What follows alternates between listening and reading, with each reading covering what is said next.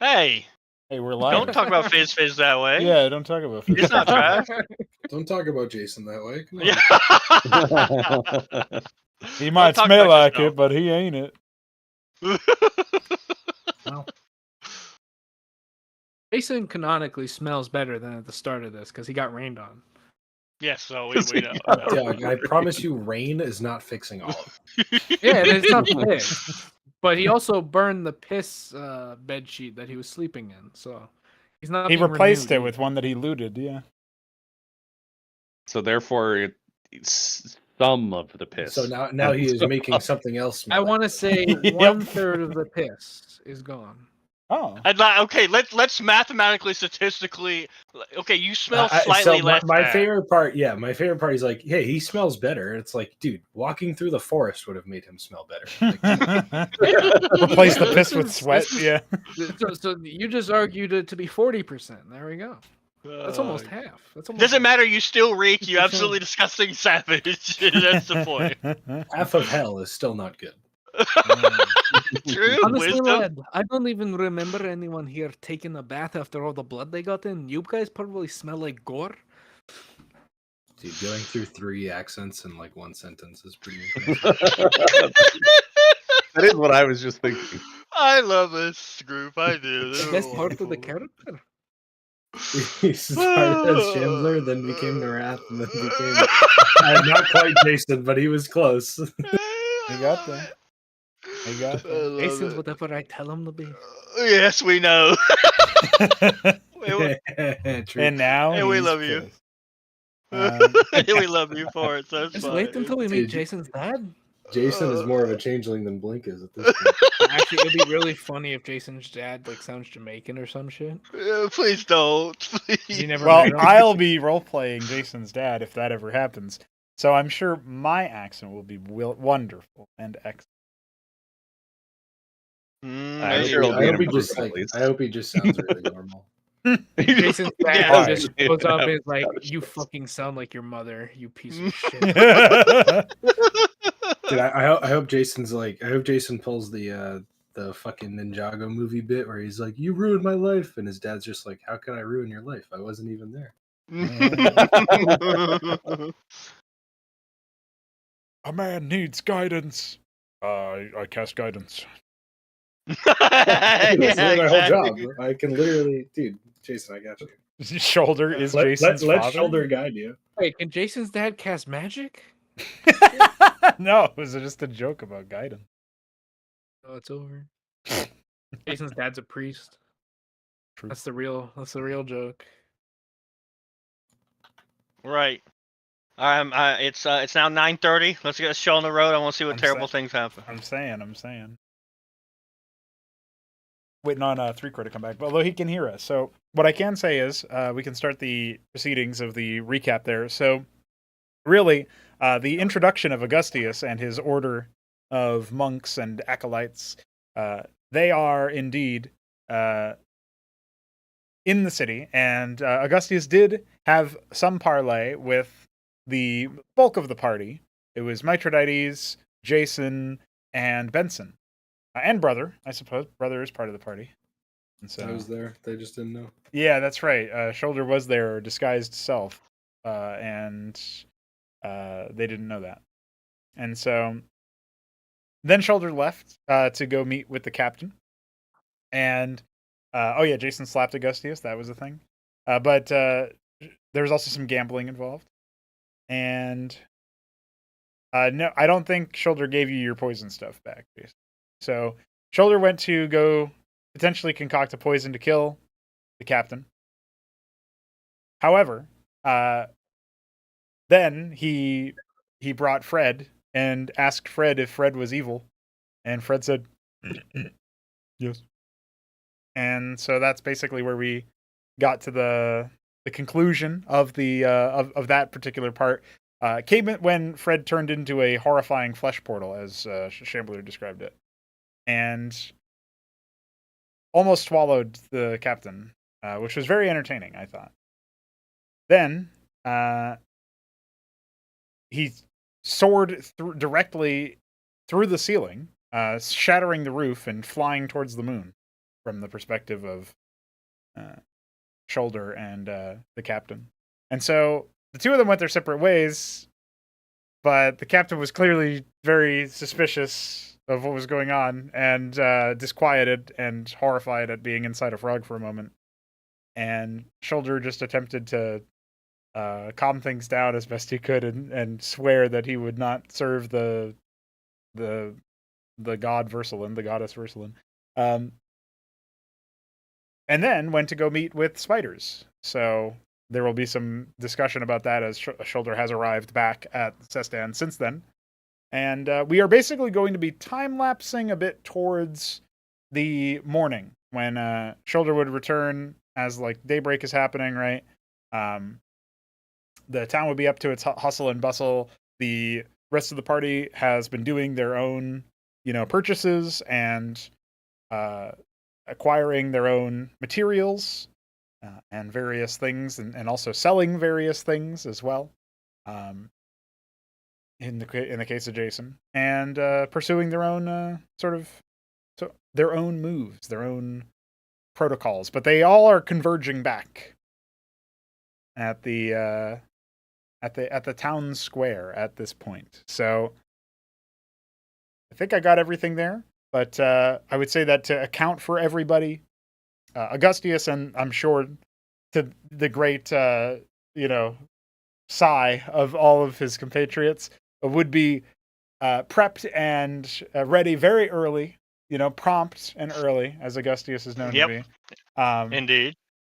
And be among the first of the people there in the square to pay witness to this parade of and this celebration, this merriment. And yes, and I'll go ahead. If there was any place where he could like stand and be taller so that he could look further out, so he could stand above everyone. I see. He would definitely take that opportunity. Okay, I've got an idea for that. So let's say that while the monks and acolytes are ordering themselves into the right positions in the town square, Jason and Mithridates have sort of linked back up after their dealings, and Benson has caught sight of them alongside Brother and moved to join them, while Shoulder is approaching the sort of cart area, and Fizz has either maybe not slept after such an adrenaline pumping experience, or has perhaps just woken up anyway because of all the hustle and bustle, having not slept very well, but otherwise will be seeing Shoulder approach on Kyle, and eventually Shoulder dismounts and the like. So the first communication between party members here, I think, will be between Shoulder, who's knowing that Shoulder is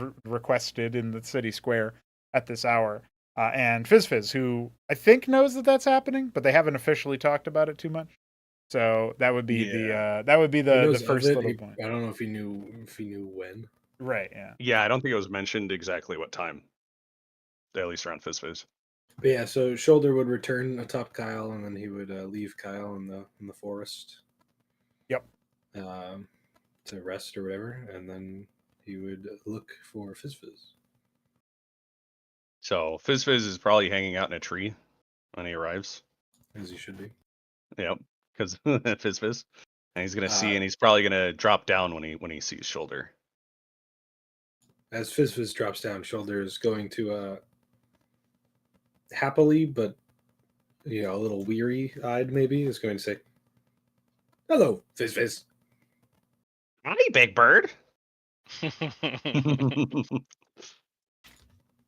How are you today?" I didn't sleep very well. I have things I need to talk to you about. I did not either, and I do too. Oh, beautiful. That's right. I went back to that rock. You remember where we met the black goat? Not her. She's evil. Oh, you know now. What happened? That's part of my talking about. You go first. Okay. Well, there was something weird about the rock. It's like somebody cut it open, and then there was writing. And I tried to write it down on this paper. Can you read this? And then he hands him the paper. Shoulder is going to look at the paper. Okay, Shoulder is going to need to make an investigation check to put the pieces together because it was rather hastily chopped into. Do I get my guidance boost? Yeah. I think guidance is extra D4 if I remember correctly. I really just don't want to make the sound. Do it. Do it. Yeah. Oh, there isn't a sound. Yeah. I was really hoping it would That's play when you okay. rolled. That's okay. I got a 3. All right, 17. So, as you focus your attention upon the poorly scrawled paper, the hastily scrawled, sorry, hastily scrawled paper, it's very difficult to make heads or tails of it. It definitely doesn't seem like, while there is clearly a purpose to the words or to the glyphs or whatever is being depicted, it's very difficult to understand what it might be. And you're not really sure that the reason for that is Fizz's writing. It seems more that it was whatever it was to begin with was quite mystifying. Yet certainly the hasty nature of its scrawling leads you to believe that Fizz was under some duress when putting it together. You'll see Shoulder looking over this, and then he'll kind of look up at you with more of like a squinty eye, and he'll go, "Are you in danger?" Well, there was hissing and howling, and I was worried that they were going to catch me, so I had to run like really fast. But they stopped as soon as I got out of the forest. Shoulder will nod excitedly, say, "Hey, I was in danger too." Oh yeah? Did the guard captain get ya? No. It's a long story. Well, you should tell me so I know what happened. Where's Fred anyway? He was evil. What? Fred was evil the whole time? And you didn't believe me when I was like, there's some evil stuff going on. Isn't there always evil stuff going on? How was I supposed to know that Fred specifically was evil? I don't know. I just knew something was going on with that goat and her giant snake and all the other snakes chanting sacrifice. I didn't like them. With every animal and snake reference that you make, Shoulder will like visibly flinch, and at the end of it, he'll like tap his chest with his open palm and he'll say, "Yeah, that one's on me." And then It's he'll say, okay. he'll nod and he'll say, "Okay, so my story goes like this. I disguised myself using magic as a human. And I went into the tavern." Wait, I have to rewind. As you're pausing to rewind your story, there's a guard that recognizes you from previous altercations, the same one that you had stopped investigating the steel watch. And he seems to be sauntering over with some purpose. And he says, "Oi there! I am under orders to inform all the heroes of Sestan," and he says that with some light venom in his voice, "that they are needed in the city square. Now, hurry it up before the festivities commence without you." "Can I bring Kyle?" And he'll point at the giant spider. At first, he seems to be saying yes because Kyle is a name familiar to him. But then you point to the giant spider, and he goes, absolutely not. You shall not bring the giant spider in the city, even though he is purportedly also a hero of Sestan. The people are just not ready for it yet." "Can you arrange a reward for him? He deserves it." I can certainly try. What does he like? Food. Sheep. Goats. Pigs. Pigs. Pigs. One of our finest pigs. Understood. Well, luckily all the farms are out here, so I shouldn't have to transport it through the city. Be on your way, and I shall see to it that a pig is procured for Kyle. Can I bring Fizz? And he'll point Sure. at Kobold. I'll jump on your back. Never mind. I don't need your permission. Oh. He will. Yeah. Good luck with that. I got it. Is it going to be a broken Bam. fizz again? There you go. As he and consequently Fizz start walking, he will start to recount his tale once again, and he will say, "So, I was rewinding. I used my illusion magic to write on a paper to trick that very same guard we just saw into believing I had to talk to the captain. He then led me on a wild goose chase, which led me to the tavern where I was disguised as myself, as someone else, not myself, in which I overheard the party talking to some blue tiny dragon. Wait. There's another kobold here? Yes. Jason doesn't like him. Well, of course. Jason doesn't like kobolds at all. He'll say, yes, back to the story. So Jason hit him and then went to bed. So I followed Jason to take his poisoner's kit, and I made a poison. But then I talked to the captain, and he seemed like a nice guy. And then I asked Fred if he was evil, and Fred said, yes. So then I smacked him in the face, and then he swallowed the captain, and then I saved the captain, and then Fred went to the moon. But what? You went to the moon.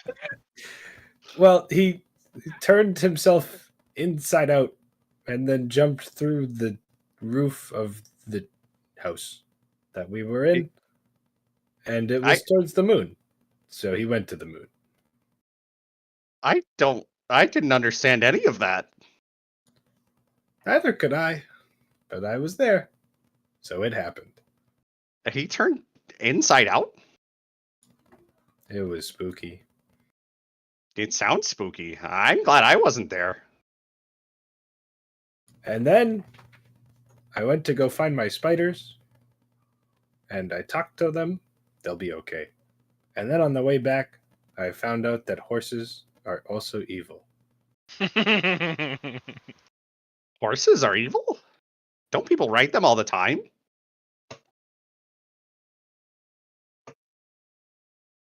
Upon this question, we shall wait Shoulder's response, as I'm sure he has to think some time about it. Meanwhile, in the city square. So There's we no have... token to give me visibility. Yes. There's a fucking elf. I will share... There's a fucking elf. I will share my screen so that you can watch along that way. Okay. Bearded man. So, Jason, Benson, Mithridates, and Brother have all found themselves linked up on this side of the road. Oh no, you've broken it. Go back down one. All right, now you're good.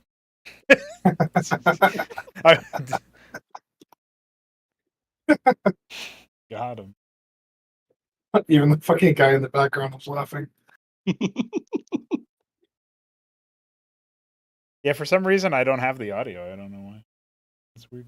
I do. It's ever nice and cozy. Well, while you fix the audio, can I respond to Fizz? No, we're doing these guys are doing stuff. Oh, I thought you were trying to fix something for them. Never mind. No, they can hear it. I can't, and neither can the stream. Oh, so I don't know Shit, why. that audio, that water is running, boys. Never Makes Sorry, me I mind. wanna can't go hear pee. you, Shambler, over the sound of the water. Go gets taking a leak. Oh yeah. There's one. Oh, Jason goes over here. Well, I lowered the volume. Let me know if that is any better, because I can't fucking hear it. Oh, do I need to select one of you? I do not have permission to select. That is bare. Jason is a little uncomfortable with the fountain. There's a throng of people on either side that are not represented by tokens, but they are leaving respectful amounts of space behind the guards and the benches and such. There's a bustling market off to the side where many a trader, many a vendor are plying their trade, and indeed, along the middle of such a yonder path, we have 4 bodies from the monastery in the mountains that Augustius has certainly put himself in the front of, and on rugs of their own brought. You know, they've brought that up themselves of their own procurement. I'm also thinking that since Augustius wanted something to make him look tall, would he have not procured a crate and just sit, Yes. you know, like sitting atop Yeah. that the way that all of the others are sitting, as monks might sit in a sort of like almost a yoga sitting pose or something, right? But like crossed Just legs and cross stuff. applesauce. Yeah. But he's doing so atop a crate. I think that, Yes. yeah. Correct. And Yeah. you know, front line, that kind of thing. So, Yeah. all right. So there's a bunch of people, right, that aren't on here. Yeah, right, as basically we walk on back? anywhere there's like the cobble ground, you're gonna basically there's like a crowd milling about, kind of like looking. Do I and- see Augustius? Yeah, the middle is cleared except for the Okay. monks, but yeah, the off to the left and also about the vendors, there's a large amount of people.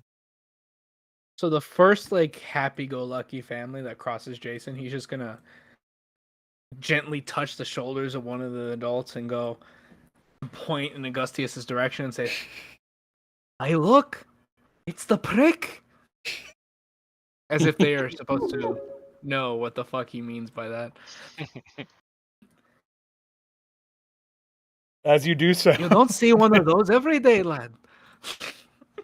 the you know, we'll say like the adults of this family that you're not quite assaulting are very confused and, you know, maybe a little bit offended, but the one of the children just pipes up and says, "Daddy, what's a prick?" It's a very Jason. ugly kobold lassie. You should stay well away from it. And then Jason just wanders off. Anybody who's within earshot, which is none of you, would hear, "That's who saved Sestan."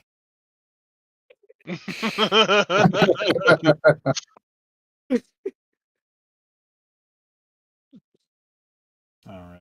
I'm going to try just cache refreshing on my browser side here real quick. Maybe that'll fix the audio. I don't have my Firefox muted, so I don't know why I'm playing. Ba-doop.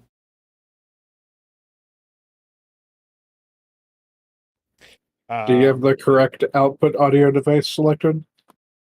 Yeah, it's just, if for whatever reason I'm not getting the audio, I think it's because I don't have like some. It might be that there's some ownership thing off. Oops. All right, now now I've got it. It's all good. I had to give myself like an ownership change so that I could hear through your tokens, apparently. So that's weird, That but sounds now weird. I know. Yeah, You're hearing through our flesh. that's right. Okay, Fucking weirdo. that's me. So I like how what you thought was a baby crying was actually chickens. Oh, there's a baby crying. You'll come. I hope not. It's not the clock. Okay. Although there's also a pig squealing. Yeah, there's all kinds of audio. All right, so meanwhile, Wait, is it? what'd you say?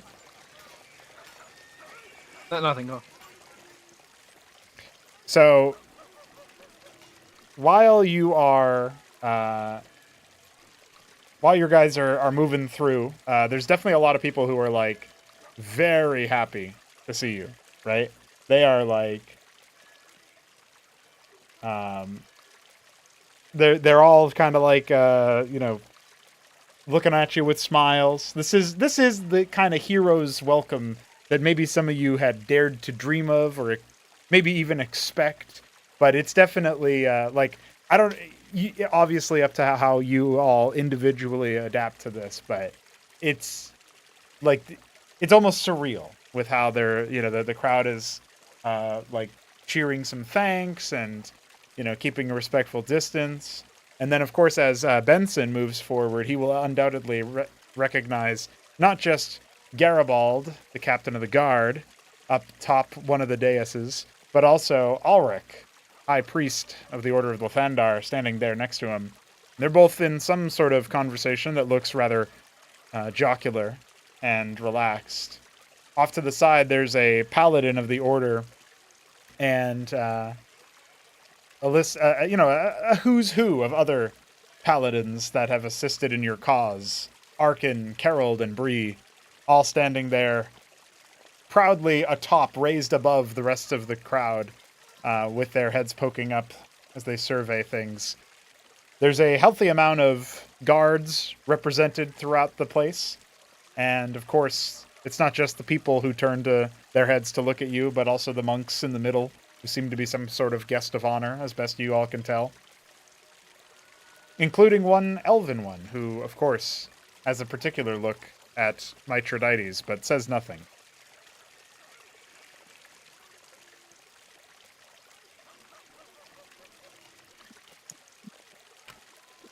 Just look at them all, brother. They're all so excited to see you.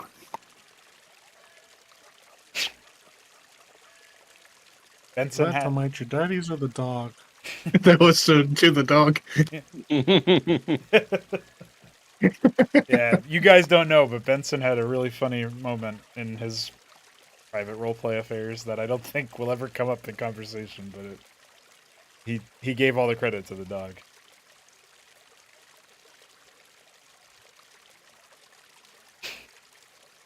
Hey, Are we credit supposed to is go due where somewhere? credit is due.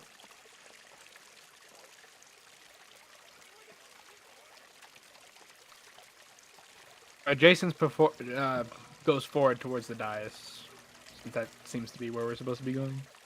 Yeah, as you approach closer, you'll see the captain kind of signal you towards that other empty, upraised platform off to the west. Jason takes a swig before going up the platform. Benson will smile and wave to the guard captain and the priest. They both give you a nod, although the captain's is maybe a bit, like, curt. And the warm smile of Ulrich is, certainly yet another congratulation, if a silent one. Benson will, I assume he will notice Augustius. Oh, I think everybody notices Augustius. Yeah. I'm glad you were able to make it, brother. I guess this smile, genuine. Yes. Wow, a very fine day it is. It is a time of celebration indeed. Where might your compatriots be? Oh, they're wandering about somewhere, I'm sure, on their way here to enjoy the festivities. Oh, very well. Ah, Mithridates catches up to Benson. He doesn't know how to handle parade or celebrations like this, especially in the human lands. well, good morning to you. I do declare I have made a serious error. I do not believe I have introduced myself. I see why Jason punched him. Do you have like an upset look at your face? He just looks bewildered. He just I mean, looks you were bewildered. there when I punched him. Yeah. It's true, you were, yeah. but- You're just an interesting person. Do you Well, say that to Jane? Augustius is gonna have a good time feeling like he's being looked at as an interesting person, you know, even if it's just Yeah, the see, expression on Mithridates' face. well, he is an interesting person. This much is certain, sure. He stands up from his crisscross applesauce seating position, and he kind of like splays his fingers over his chest, and is like, "I am Godric Augustius Maximilian Brightmere. In the Elvish tongue, I am Galadir Orathil Magnarian Silmarith, and in Draconic, they call me Thurgix Argas Mognar Silvagnir. But you may call me Augustius." Well, Actually, 70 names. that is certainly an august set of names you have there, brother.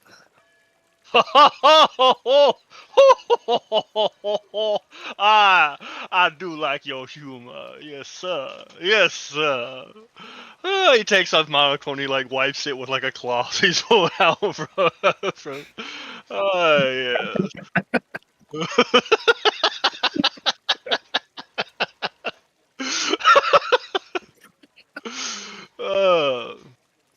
Benson will extend a hand, and he will say, "I am Benson, son of Ben, and this here is Mithridates, and this is brother."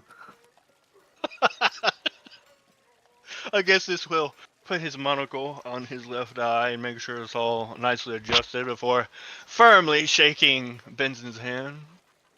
Benson, son of Ben. Well, humans are not overly creative sorts, I see, but a fine name all the same. And you, sir? Mithridates, an elvish name if I ever heard one. A pleasure, truly a pleasure, sir. And to you too, brother. And he looks down at the dog. Brother is certainly caught off guard by the sheer number of people around, but is gently wagging. Augustus will actually reach into his robe and pull out like a salted piece of jerky, and then throw it at brother. Oh, well, brother is more aggressively wagging and immediately starts horfing it down. A fine canine specimen you have there, sir. Indeed, not only a fine hound, but a war hero. Oh, I see. He too will be presented a Medal of Honor, I do presume. A most deserved one. Now, And go ahead. oh, go ahead. Go. No, you go first. I do hate to spoil our pleasant conversation, but pray tell, has the unwashed one accompanied you? You must be talking about Jason. Yes, he is among us. I'd assume that the captain of the guard did not do as I had requested. A shame that. Ah, well. So it is and shall be.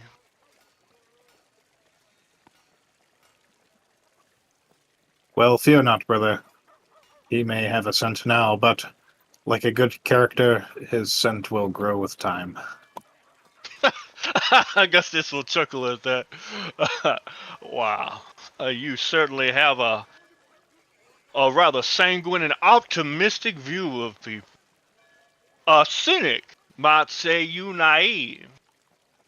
But I can see that you are an obvious man of faith. And I respect that, truly. Deeply I do. But it has been my personal experience that there are some folks who simply cannot be, well, they cannot join proper society after a time and simply must be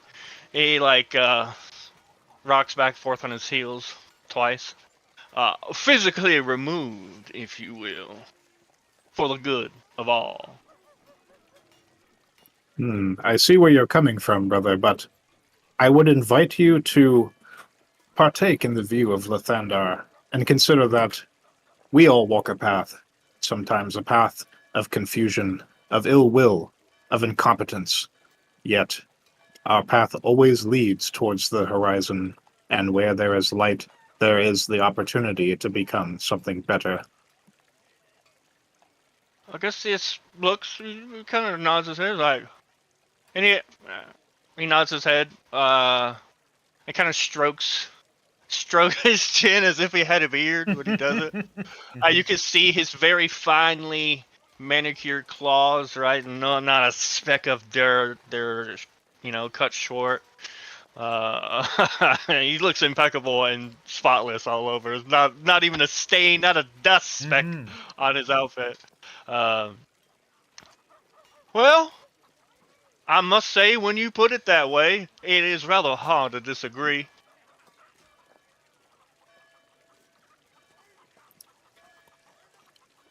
We just must be mindful, careful.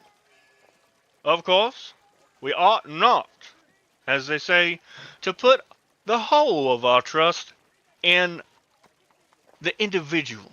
You see, we are all flawed, and some folks much more than others.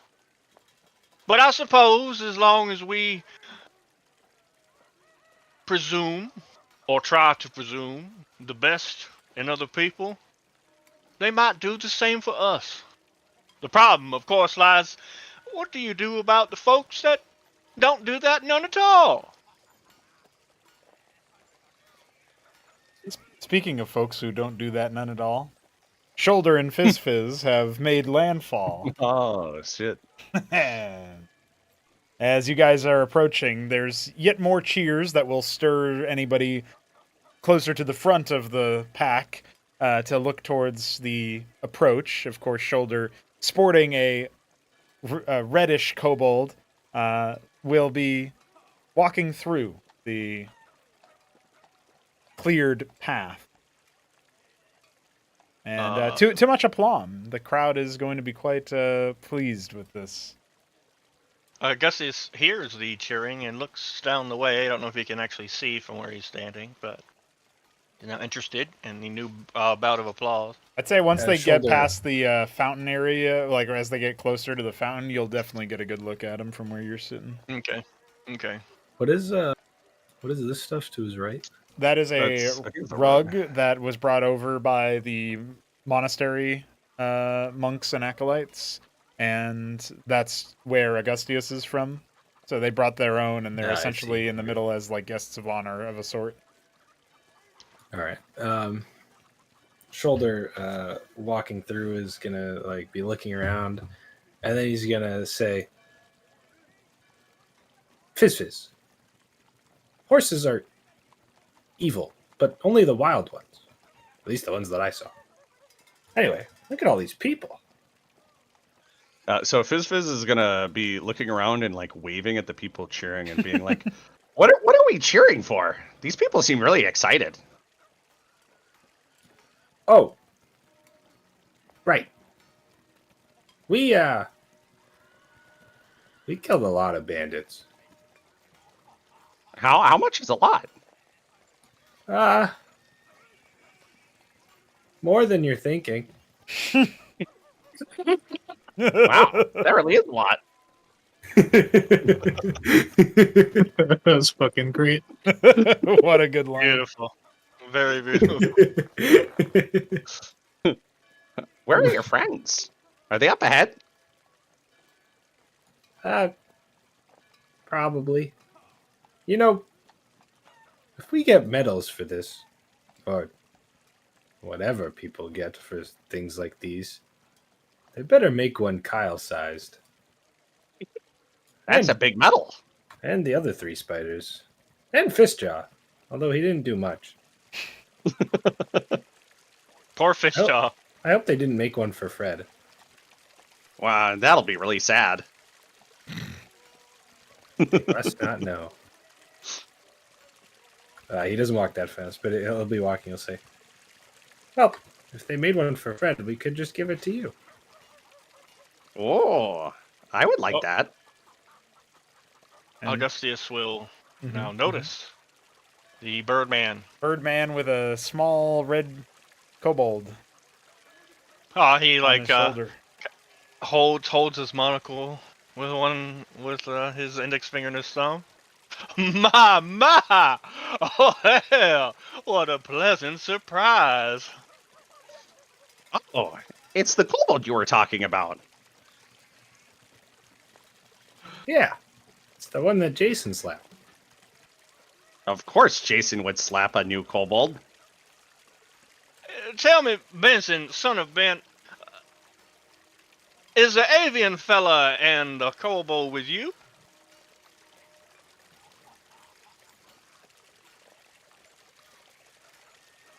Benson, son of Ben, knock knock. Say that. Sorry, say that again. Is the avian fella and the kobold with you? Ah, but of course, that is our friend Shoulder, and he even has a friend on his shoulder. Oh, you did not tell me you partook of such fine company. Indeed, our friend Shoulder here is a collector of many curiosities. His most recent one is this kobold. Oh, You just called your whole race a curiosity. sir, sir, please. Ah, mind your tongue. Curiosities we are not. And he like hops off his box. Yep. And then he like splays his arms out in like a grand gesture. It's like, a kobold hero. My, how wonderful. Truly magnificent. And you too, Birdman. Hello.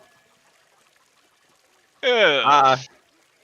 I technically didn't help with the saving of the town. I didn't get here yet. Augustus waves his hand. He's like, oh, it doesn't matter. Uh, it doesn't matter at all. No, he's happy with the kobold hero narrative. That's good. Exactly, that's it. That's all he needs. Ah, I see. The Birdman, you are Shoulder, yes? Yes. And who might this fine kobold specimen be? Oh, my name is Fizz. What's yours? Fizz. Oh, we might have to work on that. But a fine enough name for any kobold, they will do just fine.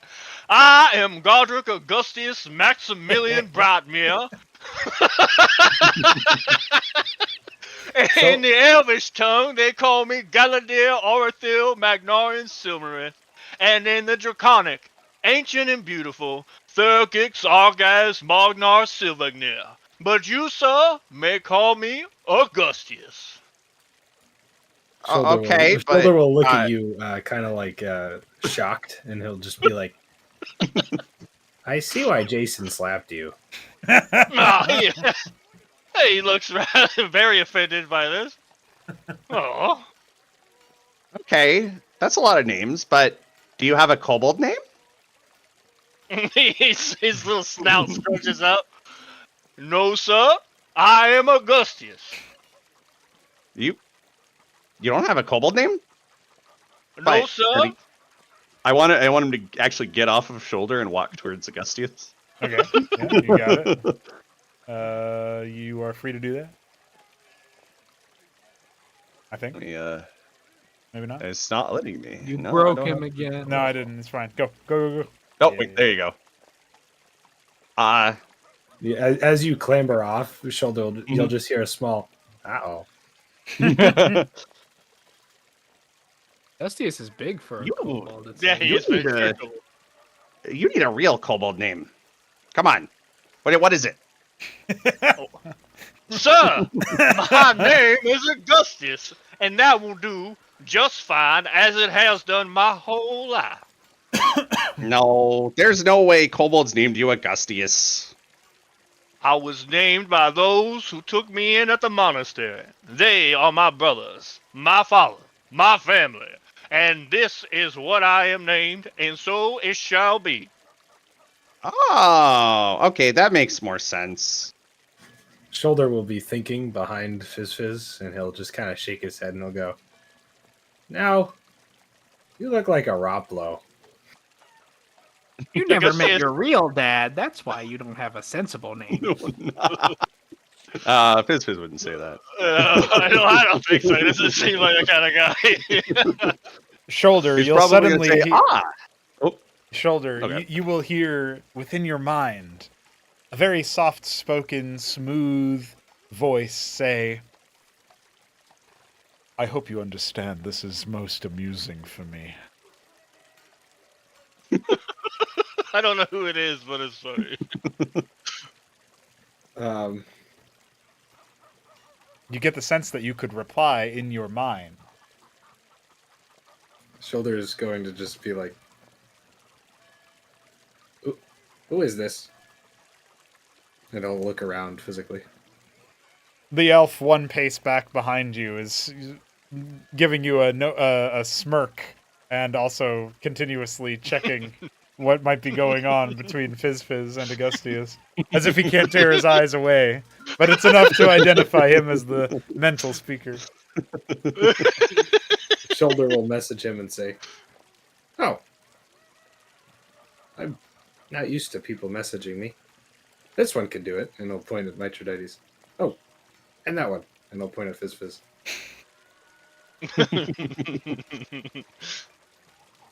A most useful characteristic to have, but the one I value most in that one is his mirth. He'll indicate Fizz. Yeah, certainly so. With a message back, he'll say, "I don't know what that means, but it sounds like a compliment." Looking at you a bit more plainly, you'll hear back in your mind. You see, Augustius, he is rather set in his ways, and hard-headed, despite his lowly stature. I assure you he is the most buttoned-up one member of our monastery. To see him made uncomfortable by the prospect of having a kobold name, it has surely titillated me, and I will be making note of this in my report. What do you expect the monastery is totally gonna be like, bros? I found a way to annoy Augustus. we have it. We got him. We got it. Put this fucking prick in his Dude. place. Shoulder will message back and he'll say, "Just wait. See if I have a reason to start impersonating him." Ah, yes, that is a peculiar aspect of your kind, is it not? That you can mimic anything that you hear. Well, make sure to say all of his names back at him sometime. It will surely confuse him. You gotta remember them all first. Yeah. Yo, he has perfect recall. Oh, yeah, no. He he's does a in gangster, so you character, can do but does he have it in person? I don't know. that. That's right. You gotta write them all down. Hearing my names. I wrote them down. hearing Fizz's like demand for a kobold name, Benson will stroke his chin for a moment, and then he'll look to you, Augustius, and he'll say, perhaps a good kobold name for you would be Gus Gus."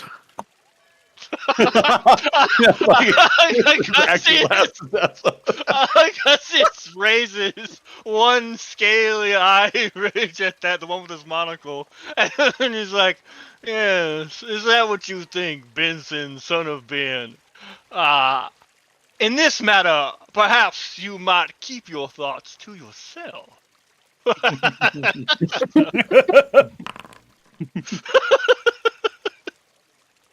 So, if you were raised by a monastery, then how much do you know about kobolds?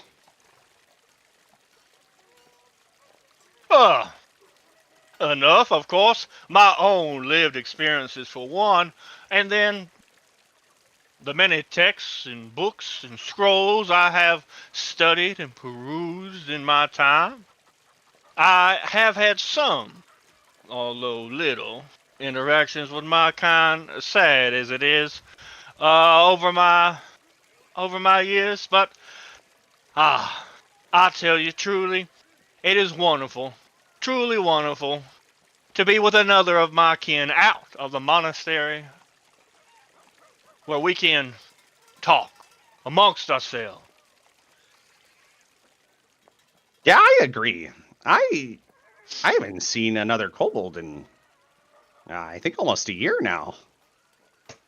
Oh, well, I, that's about as long a time as I have seen another one. So, ah, you do not know how much it touches my heart to have all these people see the virtue of our kind.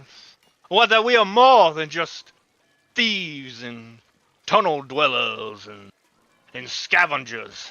They think us cowards. Oh, we're But not there, cowards. no, we are not cowards. We are brave and noble. That's Yes, right. yes. I mean, there's Oh, nothing wrong with here. tunnels, but yeah, Yeah, as long as it is clean, a clean tunnel. yeah, exactly. As long as it doesn't smell like Jason. Yes! Yes! And he smacks him on the shoulder. Very right! Yes, Fizz, very right. I do declare, I do think we will be fine friends. Yes, sir, I do. They can see though. Yeah, What you say? because kobolds can't smell, and the reaction was we can see. You can see the stink on them. Oh, yeah. It's, Oh shit, he's tipsy.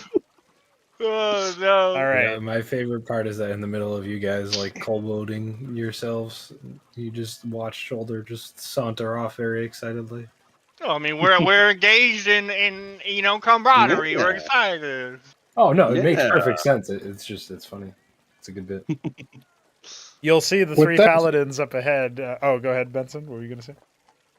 Just very quickly, with that in mind, Augustius, I have a feeling that perhaps we shall be working together soon, and to make a good first impression, and I will fish through my bag and then present you with one of the minor healing potions that I purchased. I would like you to have this for the journey ahead. Augustus looks generally touched by this and very appreciative, and he pockets it within his robe, and he gives a slight bow of his head. Uh, a mighty fine gift, sir. Now I look, a mighty dreadful soul. I have nothing in which to return. I will be sure to purchase you a gift of equal value. Well, perhaps your services will be enough of a gift, depending on the antics that we face in the coming days. Oh, he, messes with his monocle again. By what do you mean, Benson, son of Ben? We may have done the town of Sustan a great service, but evil lurks behind every corner, my friend. There are many in the Oh. path of wrongdoing. It is only a matter of time until their path intersects ours. So like Fizz like raises his hand and like swings it excitedly, trying to get Benson's attention. I look over at you. I have something to share about evil. Oh, and Augustus is very intrigued.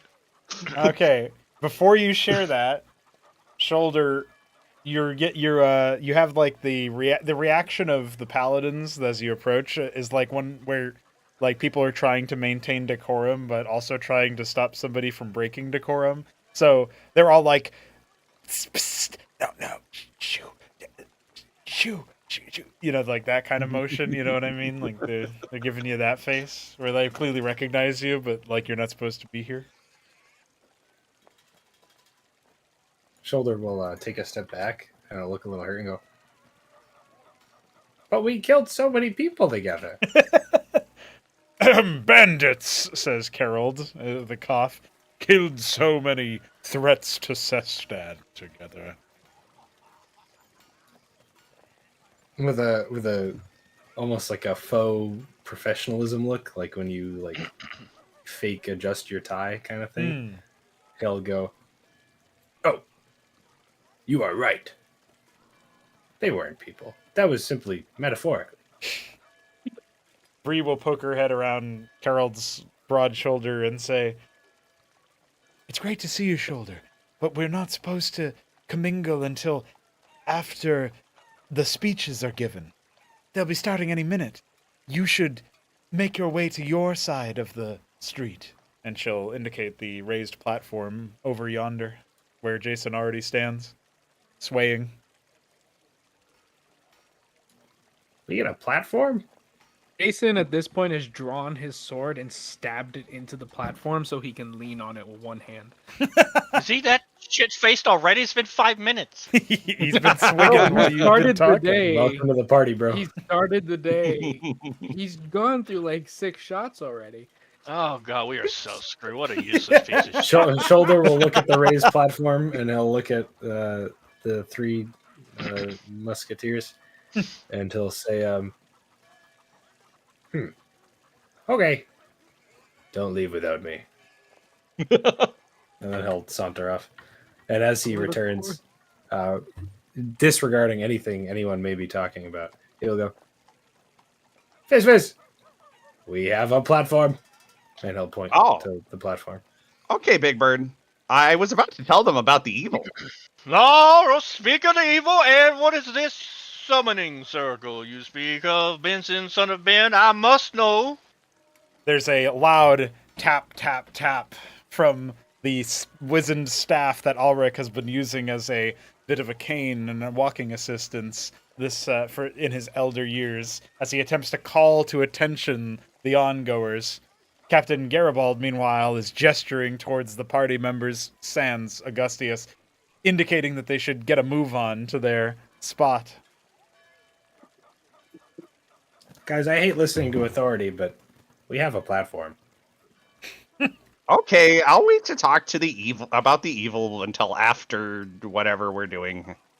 I'm not talking about mine. Promptly. Do not forget, I will come find you. Okay. Go get your just deserved reward, sir. But I didn't do anything. Just deserved reward, and let no one tell you otherwise. Getting that fucking diversity points. He's there. Benson He was there will- for the family photo at the end. That's right. Doesn't matter. Being Hey, alive relevant, while doesn't kobold, matter. here's a medal. Yep, that's right. That's enough for Augustus. Benson will give you a warm smile, Augustius, and he will say, "The bell tolls for us, brother. Perhaps next time you will join us on the stage."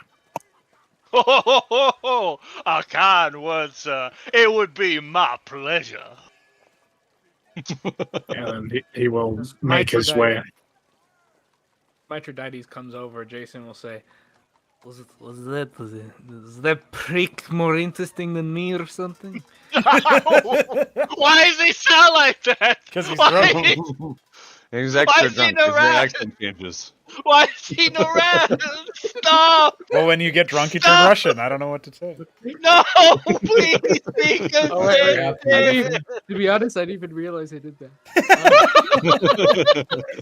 Please speak of Was it. the prick more interesting than me or something?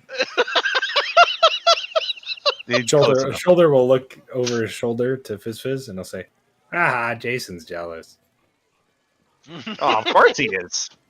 Jason makes the motion like to get off of his from leaning on his sword, but then he notices his booze pouch and then smiles and grabs that instead.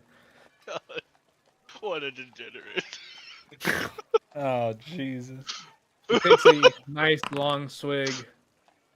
Oh, I don't even need to make that check. It's a free one. My last free one at this stage.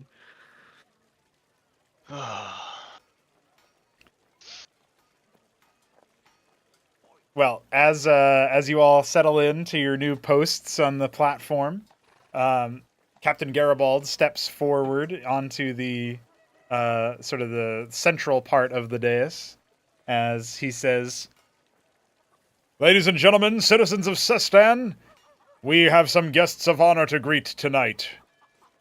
There has been a great deal of evil afoot, ne'er-do-wells laying siege to our proud city, and it is my duty as captain of the guard to make sure that they do not trouble us any further. That is why I am proud to report that, as of me enlisting certain individuals within our city and from faraway lands, we have finally put this scourge to the sword. And there's this eruption of cheer as he sort of makes a gesture of producing his longsword and brandishing it towards the sky. But credit cannot go only to me. Look around you. Each one of you has assisted by reporting scoundrel activity whenever you sight it. And more than any one individual, the group to my right and to my left, they have assisted us greatly in our defense. Look to the order of Lathandar, and he'll gesture towards the three proud paladins and cleric of Lathandar, Arkin, Kerald, and Bree, off to the side. In our time of great need, they were the ones to come to our aid. But not just them, also the Outlanders, the ones not from this shore, not from this region, yet still they offered their services. And now he swings his sword over to gesture towards the party. Shoulder, Fizz, Mithridates, Jason, Benson, and Brother, all given a sight, all given an opportunity to receive their cheers. What's Jason doing? makes an awkward and stiff attempt to give a deep bow. Shoulder, with a strum All of his drunk. guitar, casts a minor illusion to make words in the sky above them that says, "We're the best," with exclamation point. Oh, there's cheers as Jason does his bow, and he might not even notice when he gets back up that they were cheering for the words that Shoulder put up with his minor illusion. As the cheering reaches a peak, Benson will pick up Brother and hold him overhead. You'll only hear the cheering get more loudly as Brother soars over the rest of you. Major Daddy's waves. What's Fizz doing? Is he just happy to be here? He's probably really happy, and he's probably saying like, "Wow, they really like you guys."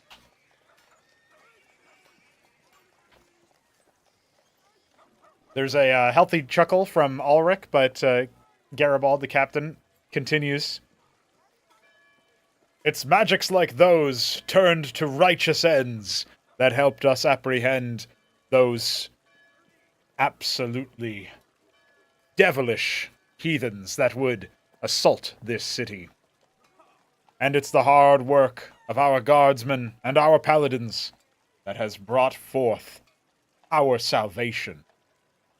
And so, today is officially now and forevermore a holiday of reunion, of times gone bad turned once again to the sun. And now I will allow our high priest Ulrich to say a few words. And as he steps back, he doesn't just step backwards one step, but all the way down, and begins to move off to the side rather hurriedly.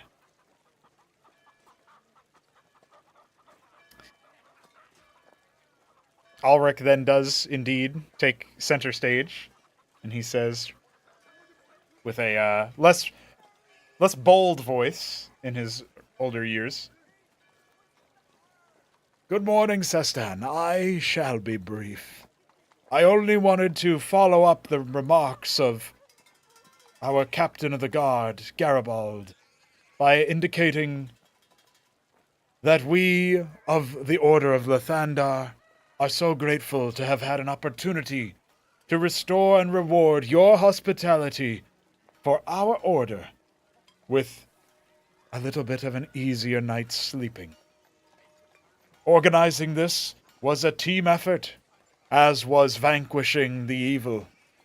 I hope that those affected by the actions of those ne'er-do-wells will indeed be resting a little easier, knowing that now they can move towards the horizon in relative peace.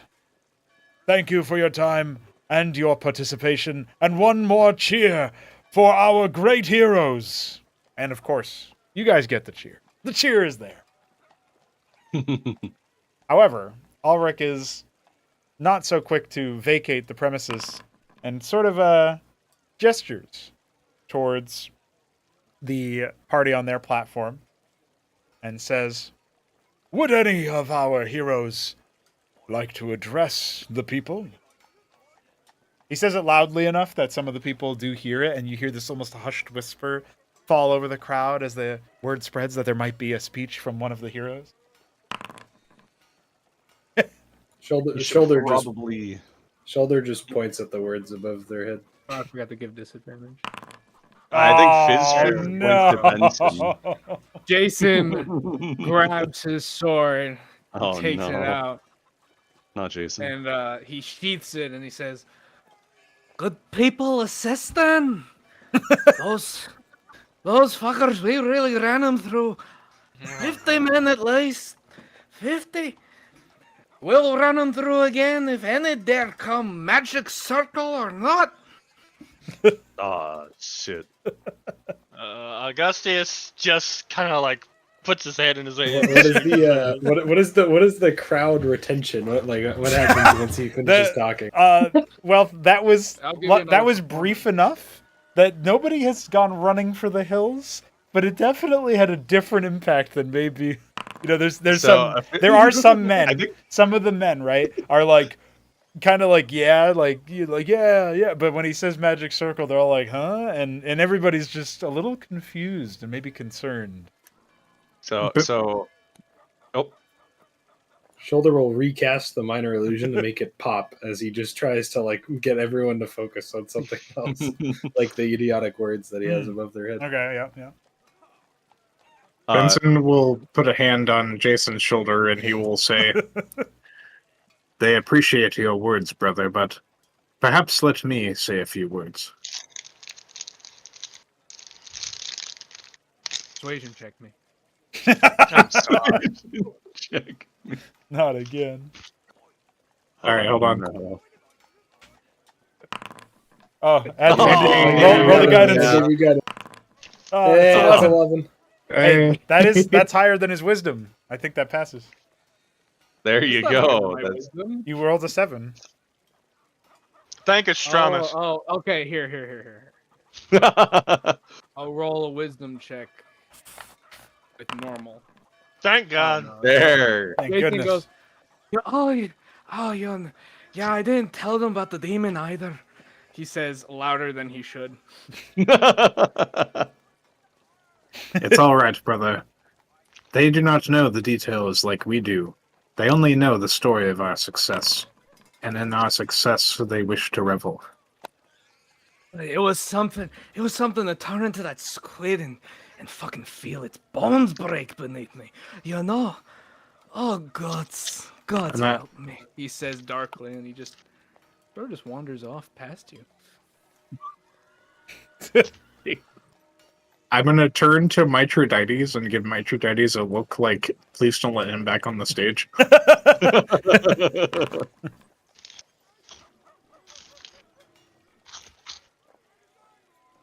Jason's was like half shouting that, by the way.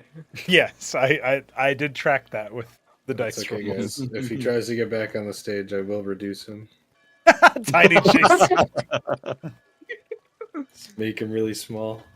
All right. Oh, man.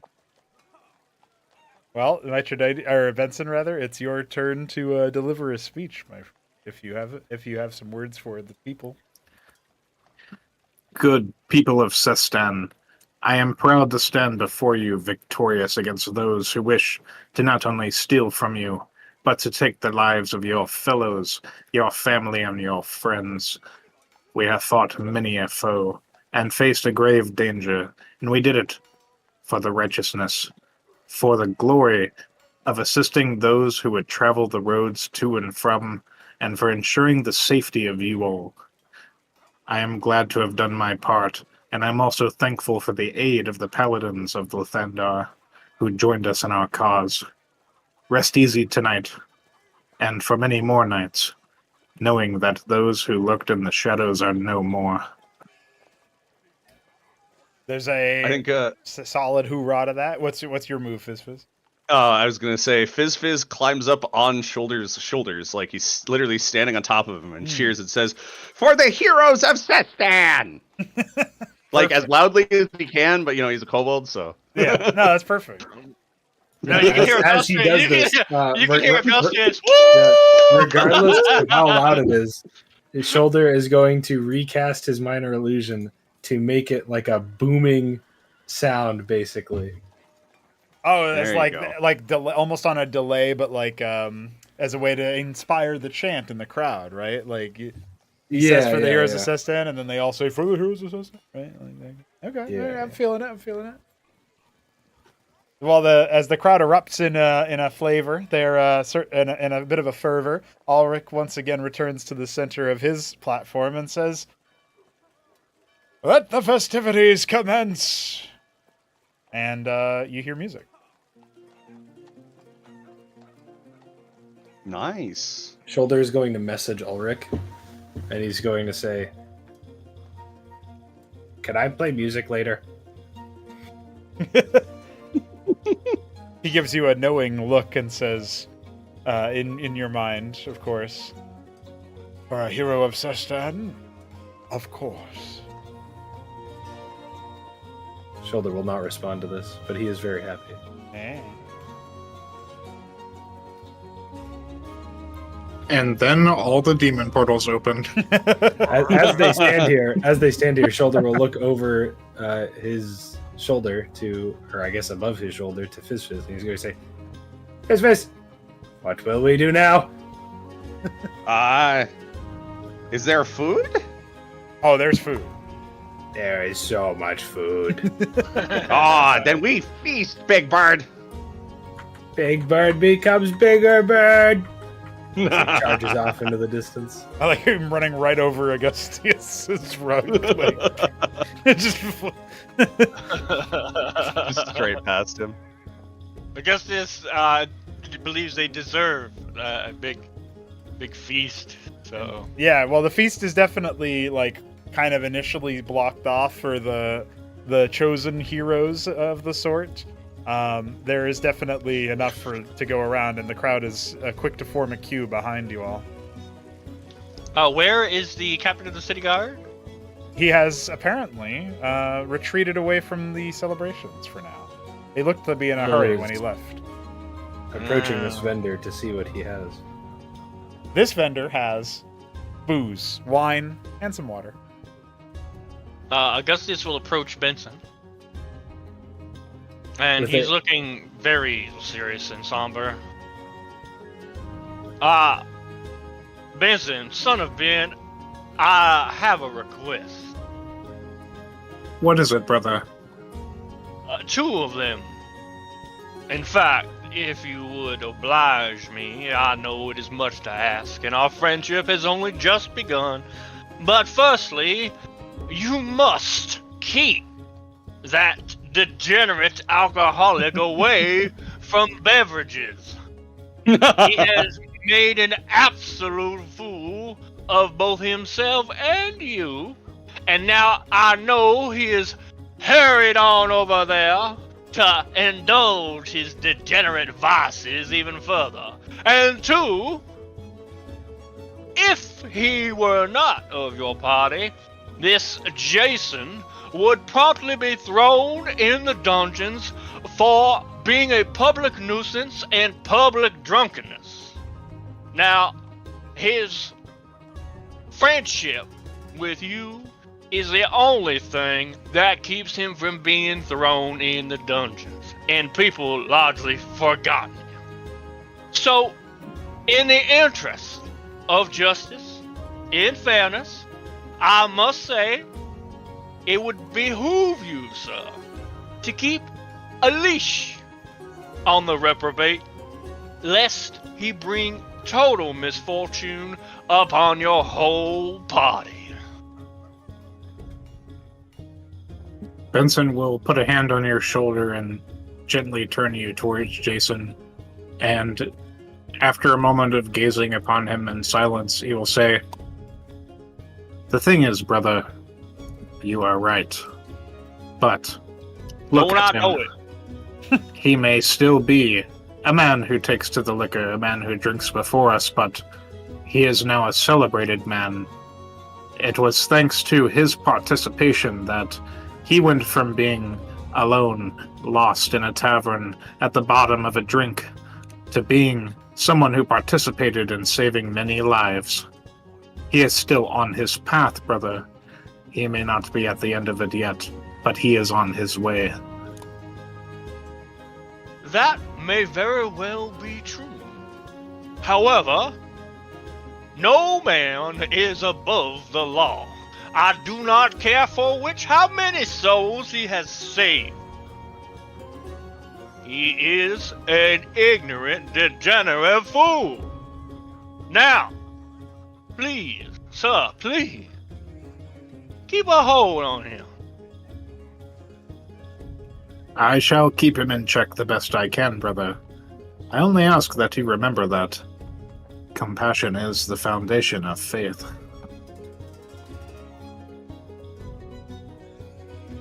I do believe it is faith that is the foundation of faith, but I understand what you mean. He sighs very dramatically. I do so wish to partake of the drinking celebration, especially with my new fine companion, Fizz. However, I just cannot bring myself to stand anywhere near that Jason fellow in the interim until he bathes. My snout just twitches. I had a nightmare about his stench, sir. I did. It kept me awake something fierce. Well, brother, while his stench may be real, it cannot hurt you. It certainly can, and it gives me a terrible headache, makes me woozy, and just gives me a disgust reaction of epic proportion. Then perhaps you ought to pair your drink tonight with a bit of good cheese. Oh, yes, sir. I do like the way you think. Oh, yes, sir. I'm coming around now. All right. Well, while that was going on, basically, as you guys start to progress towards the rest of the party, you will hear a booming voice that must be Shoulder's magic at work, saying, proclaiming, "One round of drinks for everyone in the name of Shoulder." I mean, they were free anyway, weren't they? Well, yes, but you know. Yeah, I know. Shoulder doesn't know that. Yeah. The vendor is pouring drinks as fast as he can to serve as many customers as possible. I'm sure he's very happy about Shoulder. He's got to get everyone to drink so they stay here long enough to listen to his performance. Augustus will approach his elven fellow monk. Yes, that is. Oh, the name for that one is Livarin. That's the Livarin, okay. Yeah. So he's All right. he's What are these three doing? with an amusing Oh, look. sorry. He's kind of looking at you, and he says, "I do believe that's enough pleasantries for me for one day. What say you, Augustius?" Augustus gives another one of his characteristic dramatic sighs. Oh, Levon, brother, I tell you, I say, I do believe that this strange and beguiling party will come to great misfortune, and I have a terrible inclination a feeling that I can't quite explain that something terrible's gonna happen to me too. Terrible. Like getting a kobold name?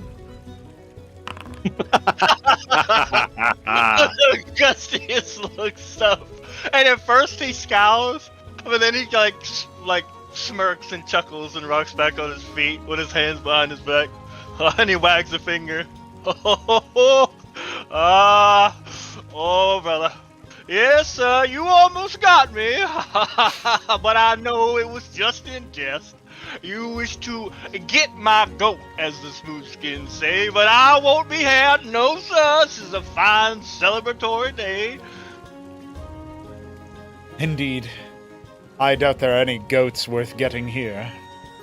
Well, brother, I shall return to our quarters and make more recordings for our monastery's records. However, I do believe our human companions are already amidst the celebrations. You may find them throughout the city by now. Augustus has a now very straight face, serious. He has an idea of where they're at and what they're doing. Yes, I do suppose I might, and if I do find them, I will pull them by the ear. Oh, what a great and terrible burden has been placed upon me to corral so many fools in one place. If it is your will, Augustius, I will take over the corralling for a day. That way you can acquaint yourself with these heroes of Sestan. Ah, brother, you would do me such a fine favor. He shakes his hand. Ah, bless you, brother. Please, please do. I will repay the favor. As you well know, I am a kobold of my word. Indeed you are, Augustius. And actually, you swear he must have said Augustus, but maybe he stuttered, and he moves to rise and turn to make his leave. Augustus pretends he did not hear that at all. It doesn't even flinch. He's just brushes it off. Yep. All right. Well, it looks like the rest of the crew is gathered round the paladins by the looks of things. Am I missing anybody? No. It looks like everybody. Jason wanders over to Benson. Shoulders about He it. has two empty mugs in his hands, and he just sort of takes those mugs and puts them on. Like, he's holding the mug still, and he puts his hands on Benson's shoulder, and he just starts blabbering in a language. Do you speak any languages other than Common? Let me see. Okay, I speak Common and Celestial. Yeah, he just starts going off in this very rough language that you just do not fucking understand. And I'll type what it is.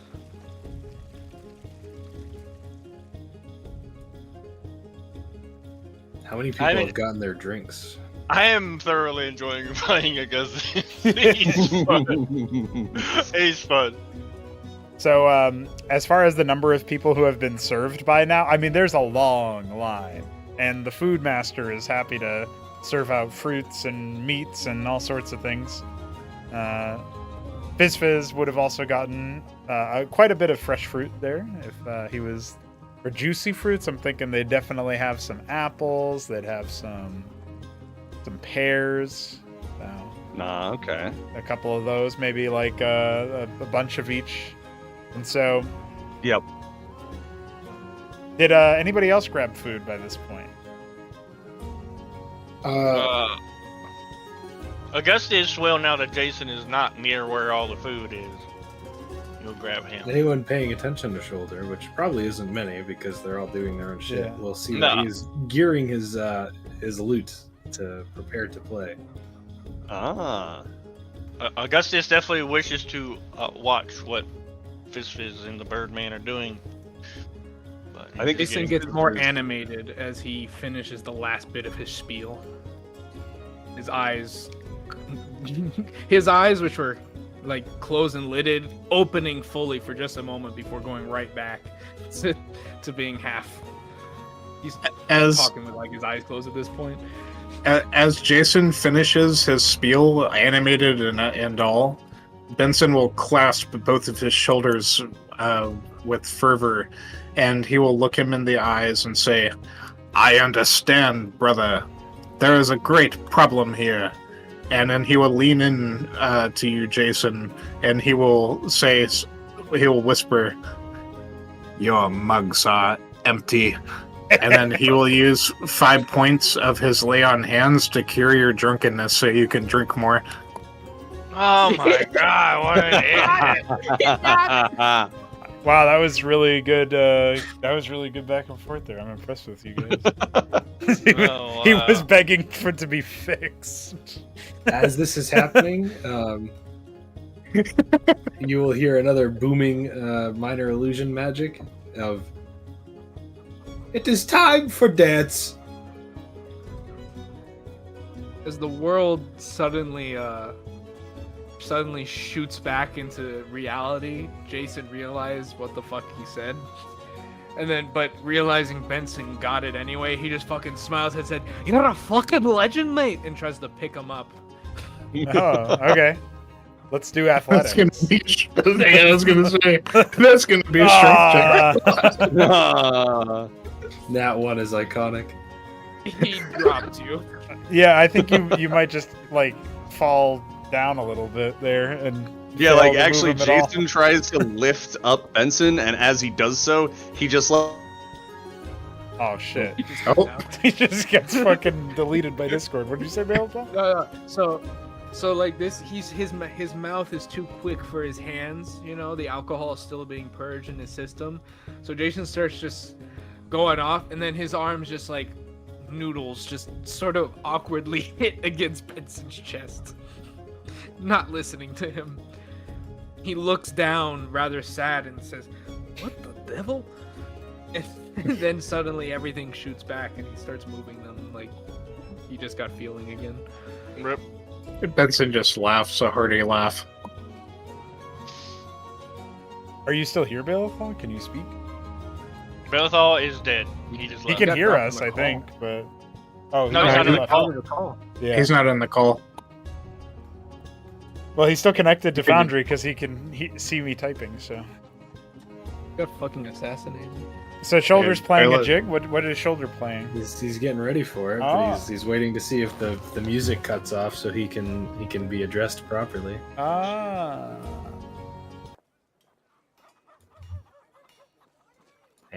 Oh, thank God. Shoulder at the stop of the music, and at assuming the eyes of a very large crowd, Yes. is going to kind of clear his throat, his bird throat, and to Is say, this still on His top of bird him? throat. well, he's not getting them off, so I'm assuming so.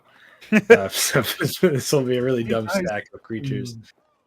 And he'll say, I don't know what this song is called, but it's fun. And he will whip out his lute and will start playing a celebratory song that he would have played many a time and during the circus, I'm sure. And during this, he's played it enough where he's learned how to strum the chords to cast minor illusions so that it makes it seem like there are multiple instruments playing. So he has his lute, and then he's also consistently keeping an illusion alive of drums so that it creates this interesting celebratory song. Interesting. Okay. All right.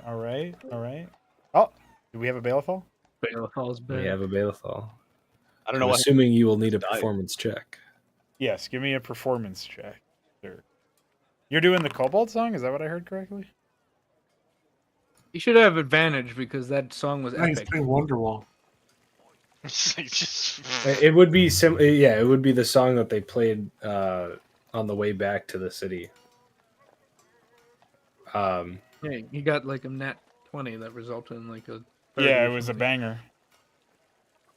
I did want to say that Fizz Fizz would probably get off of Shoulder's back and then sit down next to him as a while he's playing. Should That's be able fair. to. I'll move you over. Yep. And he's probably sitting there Um, eating his food while he listens. If to I him. do not get advantage for this, I am inspirationing this. So, but I don't. I'm not. You should know. do both. Well, I just want to know if I get advantage first. That's all. You get triple advantage. I will let you No, get. I will allow advantage because this is an epic moment and it should be epic. All right, that's not as epic as I wanted it to be. Here's my inspiration roll. Hey! 14, yes. Well, Hey! 14 is the 14 RNG is gods canonical. decide. yeah, Yep. it is The canon. 28. Yeah, just add him. My illusion. Oh, I guess I would have had guidance too, but whatever. Yeah, you can roll guidance. 1d4. Yeah, That's- guidance That's and a bardic 3. Of course, inspiration. it's a 3. Bardic inspiration. I think I already used one of those, so I'm gonna keep the other one. Yeah. We're not gonna have combat. That's what you think. All right, Fred 17's isn't pretty going to show back up and attack everyone. Although I think canonically my guidance is supposed to come from my skull, so I'm sure people aren't freaking out about that at all. No, they're too busy dancing. Man. I wish I had a They good just had song. one of the guys start talking about demons and summoning circles on stage. I think they're a little less worried about little bird with little skull. Dude, unironically scaring the hose. Jason ain't gonna get no bitches. That's what he's saying. Jason had Jason finds a woman to leer at. He's gonna go find Bree. Bree quickly makes her exit. All right, so This is pretty cool. I'll take this. Oh, and the drums? Hell yeah. yeah, so Oh, he's pissy at Bree. yeah, that's true. So, all right, so Shoulder's doing the performance, classic. So what do we got? What's the rest of the crew doing now that Jason is cured of his drunkenness for a moment? For 5 minutes. That's a fear cure, so I start over. What song is this? That's what Lucy posted.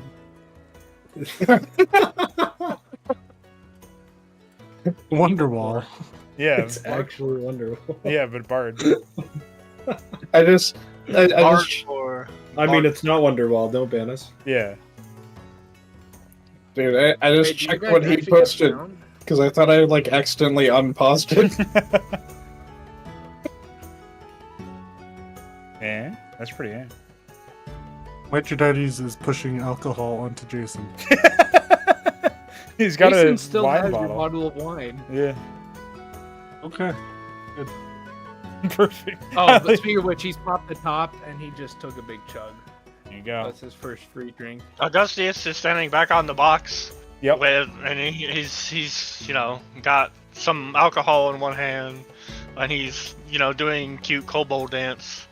Yeah, there you go. listening to the There's, music. there's Yeah. dancing. Nice. There's festivities. Yeah, he's letting go. He's letting go. He's he's not so stuck Dude, up. what is Fizz Fizz doing? Fizz Fizz is probably like bobbing along with the music while he's sitting next to you eating his fruits. Bass. Jason will ask Metroides. So, what did I miss while y'all were talking to the prick? Absolutely nothing. There's I don't think these two have seen your kind in a while, and he means Fizz Fizz and Augustius. Couple of exiles finding their way with Shoulder. Makes sense now.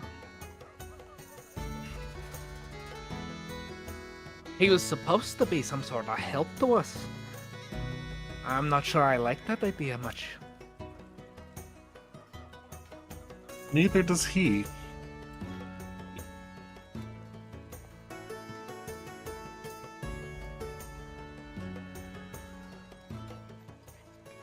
Captain has poor taste in Lieutenant. God, I totally should have made Kyle invisible and snuck him in here. it Fuck, dude. I would have really worn off wanted about to, now. but I know, I didn't want to. I don't want to like, ruin There the would have been whole an fucking entire You thing, could have but, reduced him. oh. Then he would have been a normal. Ah, giant It spider. then he reduced would have been lasts for like a minute, medium-sized though. spider. That's the Yeah, that's problem. true. Jason will say the You- Mithridates. Fancy an arm wrestle? Find somewhere away from the crowd? He's an elf. Yeah. Maybe later. We're here to celebrate. And Jason looks at the bottle of wine and says, "Aye, loser takes a drink." Oh I don't shit. think that's much of a punishment for. Jason's The gonna start alcoholic. throwing. Yeah, Jason exactly. throws you. Oh, fine. Winner takes a drink. There you go. Mithridates starts throwing. Yeah. Damn, you're really strong. I don't know what happened.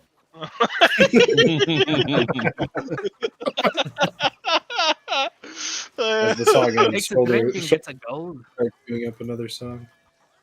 Yeah, it's supposed to be looping, but it's not for some. Fuck He you, found suddenly lets You Jason guys win. actually have music? it. Like, I don't It hear cut it. out at some point, yeah, and I hit it again, so maybe it'll start again. Yeah, it's back. Yeah, it's starting. Oh Yeah, shit! It's going for me. Is that the performance check to throw? Yeah. There you go. We're doing it? Mithridates puts on a brilliant display. The best he can is fighting every zip of spit out of him, but Jason, you overpower him. I'd like to insight that. Good luck. Yeah. Yeah, it is a 20. Jesus Christ. You beat My him. rolls have Oh, been by the shit. way, I got drunk super duper fast with a +3. Yeah. But, okay, so Jason takes another swig of his wine.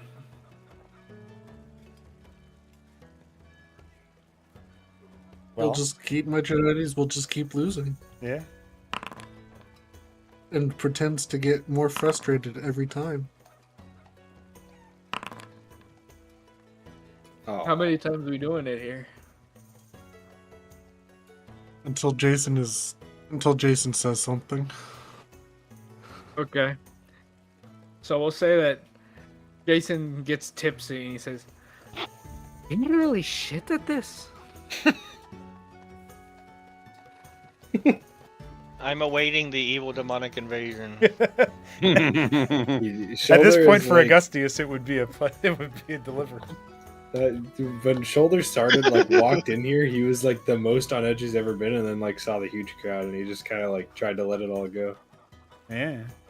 But yeah, dude, it's pretty paranoia for Shoulder because now he thinks horses are evil. And the horses are bringing in more goods, attached to wagons. Yeah. You're seeing domesticated horses in the distance. They're up to something. Great horse conspiracy. Yeah, they're all up to something. Meanwhile, for Jason says, oh, go ahead. "I feel bad for rubbing your nose in it. How about we stir up some trouble for the prick?" How do you suggest we do that? Yeah. Well, why My they presence being set him off Augustus? pretty easily last time. Maybe we can finish that brawl. Yeah, dude, you know how lame that is? DM thought he was gonna move the story along. How wrong he was. I know. I'm gonna pick a fight with a 3-foot-tall lizard man. Got to prove I'm stronger than him, okay? Wait, are you actually only 3 feet tall? I Maybe thought if he wins, we'll actually let him join instead of kicking I him out thought to his master. kobolds were 3 to 4 feet tall. Yeah, they are. but I just might wanted to be know roughly what your size was. Is that I 3 like. feet tall? He's like 3'4", 3'6", anywhere between there. Whatever you want to pick, 3'4", 3'6". Okay. He's like tallest 3.5 feet tall. No taller than that. Okay. Yeah, I had to Fizz make is, your token 3'2", smaller then. so he's slightly shorter than Augustius. Now he's appropriately small sized as far There as you the go. start Yeah. goes. There you go. Yeah, Augustus, he's having a good time. He's just drinking, eating, happy. Well, Jason before that wanders gets over. spoiled, Ulrich is going to put his hand on Benson's shoulder and say, "Well, Benson, son of Ben, I'd say you've certainly earned these festivities today." I will admit, Father, I did not expect to see everyone so pleased with our success.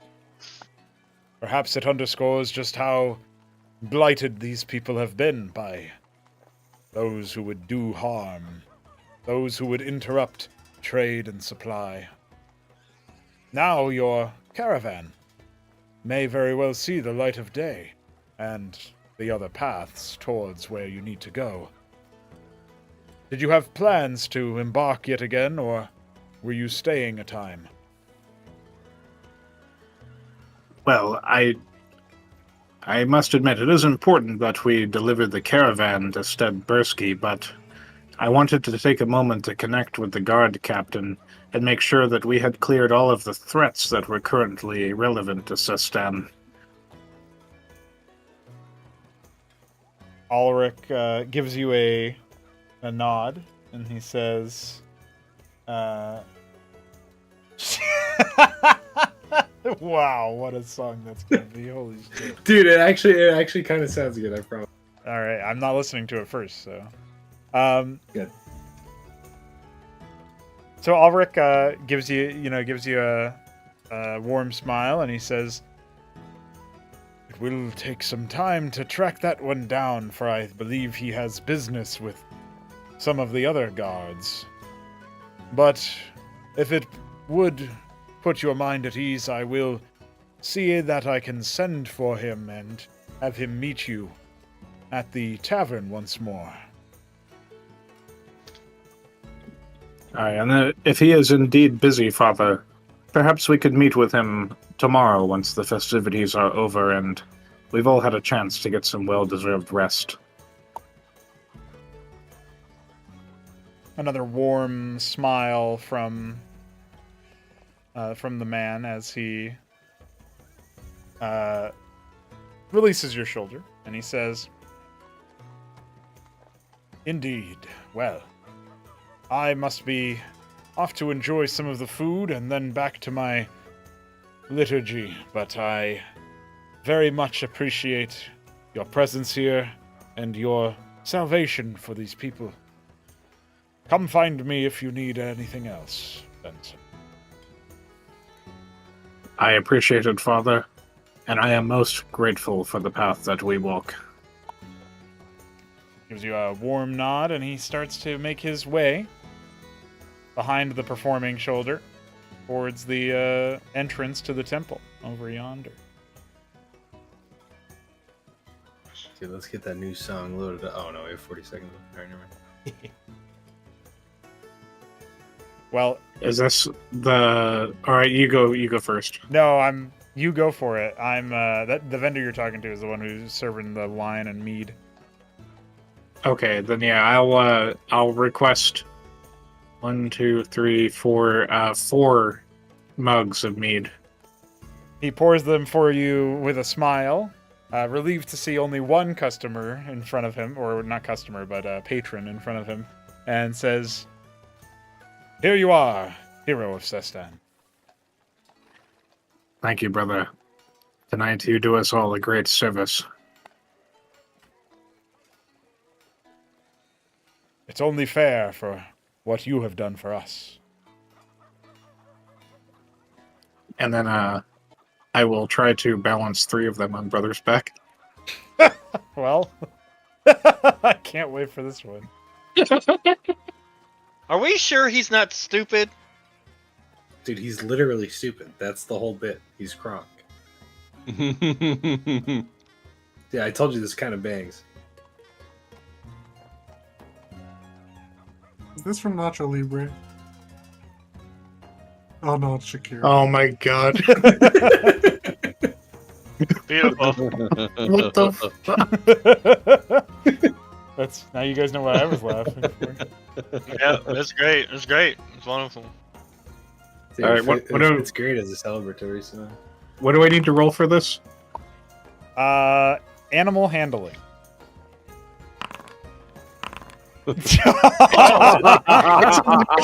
Hey, come on, it's a natural Actual 3. Dude, Nat 3 The for 3 funniest thing cups. must, yeah. Brother Funniest just thing must drinks one. happen. That's right. Let your He daddies spills will them on the swoop ground in and drinks help and you out. licks them up. give Roll him an with assist. advantage. Yeah, advantage since he's assisted. let's see that Yeah, second roll animal again. handling. Okay. Yeah, You dance, get the DM, sense that dance. 2 of them will actually stay on brother this time, but the third is a bit too much. Okay, I will take the third one, and I'll nod to my true daddies and say, "Thank you, brother. I'm still teaching him this trick. All right, come now, brother." And then I will lead him over to the paladins. Well, Arkin and perhaps to a lesser extent Carol are almost blown away by this sight, as Carol immediately kind of looks to you as if asking for permission as he leans forward to grab one of the mead mugs. Enjoy, brothers and sisters. And I will hand Bree the second one that I have and let those 2 take from brother's bag. And they do, and they begin to quaff and enjoy, giving a bit of a cheer to brother. And Carol almost begrudgingly pulls a meat snack from one of his many pouches and passes it to him as a transfer of a little bit of appreciation.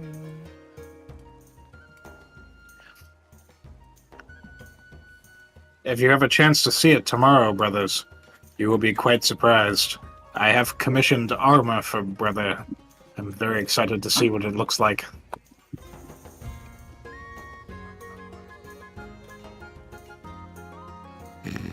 This Carol It is is a banger. initially he kind of scoffs at the idea, but Arkin is like, "Really now, Benson? Armor for brother? Oh, you must have been with Armor Orin for that kind of engineering." Indeed, brother.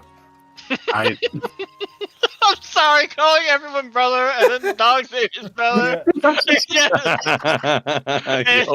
just can't. I can't take it seriously. I love it. Oh man.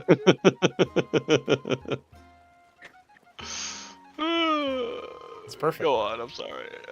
Go on. This entire party is hilarious. No, I know it's great. It's freaking fantastic.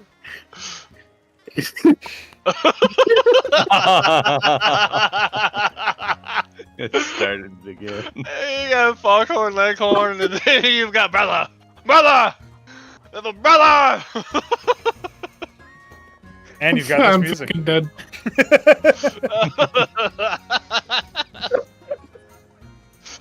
This is a session of merriment for sure. Yeah, I've had a lot of alcohol. Real life, Jason. Oh man. Alright. Real life, Jason. Pulling myself together here, please. Indeed, brother. Amuro Orin is quite the master of smithing. It only took him a few moments to come up with an idea for brother's armor.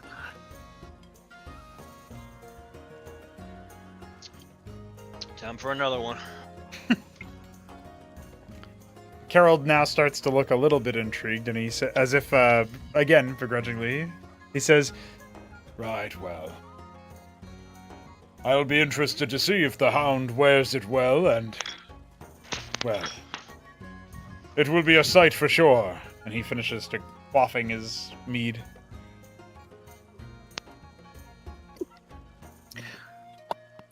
But let us take a moment to toast to ourselves. You all were a great help to us, and to the people of Sestan, and for that, you also deserve acknowledgement. And Benson will raise his mug. Well, they all raise their mug with you, and cheer to that, and seem to be in relatively good spirits as they enjoy some mead in the morning. This song's a banger, by the way. I told you. So, Shoulder just got tipped a gold by Jason, which is funny. Didn't have that on my bingo card, that's for sure. But My song's better, by the way. Oh, did you post one? Yeah, I did. Yeah, let's get that one going. Where is it? It's in Starting Tavern. Ah. Yeah. Dance for me, Dungeon Master dance. I'm dancing right now, dude. I'm literally standing up right now. I'm grooving. Oh, you about to not be grooving as much. Because you got a stinky man standing in front of you. Yes, ruining the vibe, killing the vibe. Got no bitches, just ruining everything for everybody. Augustius's joy, his sanguine disposition, just comes crashing down immediately as the putrid scent of Jason wafts to his sensitive kobold nostril. He looks not angry, he looks sad. Very disappointed. And he says, "Yes, sir." I've been muted this whole fucking time. Jesus Christ.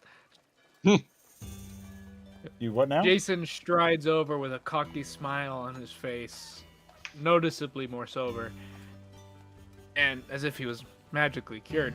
And are you on the crate or on the ground? He is sitting down on the crate. Dude, this is the best song you guys have ever fucking heard. And you need to stop and listen to this song. Actually, the song being so much better causes Fizz to actually stand up and start dancing. See? Next Provokes to, dancing.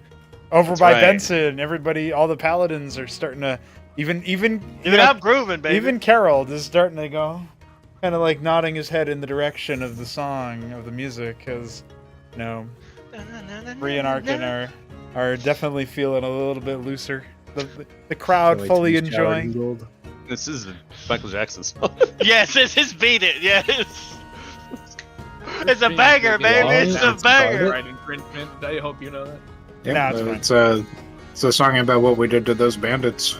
And it's a song probably what's about to happen. So yeah, Jason comes over and he looks up at Augustius and he says, "All alone are you, you wee dragon now? Where'd all your little friends go? I thought a brother of an order would have more of a crowd around them." Augustius, again, he doesn't look angry. He looks like sad, and his frown deepens. And he sighs. "Sir, are you incapable of letting anyone have a pleasant time? Is it within your nature to ruin every good and beautiful thing?" You draw an awful lot of conclusions after knowing someone for less than a minute. "I do believe the saying goes, I call it as I see it." Well, I saw you for a prick the moment you strode in, but this ain't what's it called? Visit? What kind of visit it is? What? Whatever. I'm not over here for a holiday. My understanding that your lot are looking to get yourselves nose deep in the. He looks around and says a bit more quietly now. Nose deep in the magic around here. He narrows his eyes. And he looks confused. He has no idea what the hell he's talking about. But he doesn't say anything. He just waits for him to continue.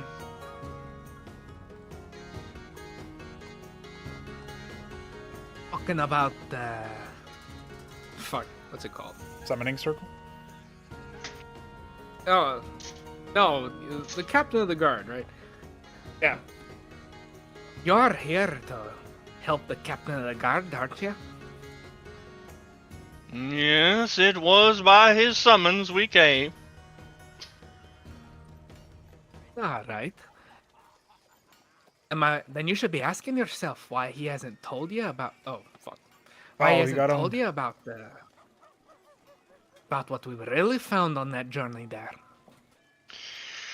He did inform me that there were other things at play, and by his disposition, it was much worse than mere bandits. And by your babbling and rambling upon the stage like a complete buffoon, I also have a better idea. Jason goes a bit quiet and says, Well, I had to entertain myself while my party was busy talking with you. Tell me, sir. He takes off his monocle again, wipes it, because some of Jason's spit got on it. Jason did why- not spit at you. No, it's just Must you're spit on that you. close to him. You're that close to him. Some You are saliva's gonna on come a out. high thing. I do not think that my spittle is going up there. He's sitting down on the crate. He's basically eye level with you on the crate. Anyway, Oh, you're so eye he, level. he- That would Yeah, be he why. wipes it. That's the reason he decided to do it. In the off chance it did happen, whether it did or didn't. That's why yeah, he's doing it. yeah. So he wipes his monocle, and he says, "Tell me, sir, from what is it that you are so afraid? What are you hiding from?" I'm hiding nothing. I'm here to Oh. make sure that the pompous prick the guard sent to help around doesn't fuck things up while we're gone. Oh, I see. You're worried that the well-educated, civilized cleric might mess things up for you. I understand, of course. But please answer my question. No avoiding now. What are you afraid of? Fuck do you mean by that? He's not afraid of... Well, You see, Hmm. it has been my experience, and I have had ample living in a monastery. Many people have come and gone. They share their stories and their woes. I have been venturing out into the world. You are not unique, sir. So tell me, why do you hide away in the bottom? What is it that has such a terrible hold on you? You have become a vulgar, unhygienic creature. that's not something I go talking about with strangers now. Especially ones like you. Well, If you wanna interrogate a man's soul and priest, you best start acting a bit more kinder. You never know whose fist might end up in your mouth with that tongue of yours wagging all the time. yes, I understand. Violence is how you get across anything. I'm well versed in your kind. Now tell me, maybe I can help you alleviate. How visible are I they? ain't afraid of nothing. They're that right I in can front, put in the basically. ground You to can't hear catch them, me. but you can see them. All right. And Your I foot- learned recently I can put quite a bit in the ground. Yes, I have been told. I know, again, from your ramblings on the stage, you have killed many a man. You are a very capable soul. This I do not doubt. When, you have a hold of your faculties. But tell me then, come on. I am a cleric. It is my duty to help and heal. And you are clearly gravely wounded. Perfectly fine, you short stack. Now, what the hell do you actually bring to this table now? He just looks like... He gives him a look like, are you stupid? He just like raises a scaly eye ridge and says nothing as he takes a drink.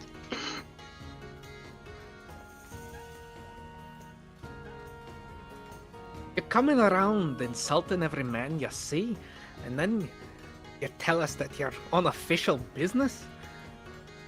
What could you do in a fight against the forces that are at work in that forest? He sets his drink down and he kind of leans back a little bit. Seems to be on top for a few moments. I do suppose the same as you and your compatriot. What can any mortal creature do against evil? You smite it, you cleanse it. You enact justice anywhere and everywhere. Do not be fooled by my small stature. I am more than capable.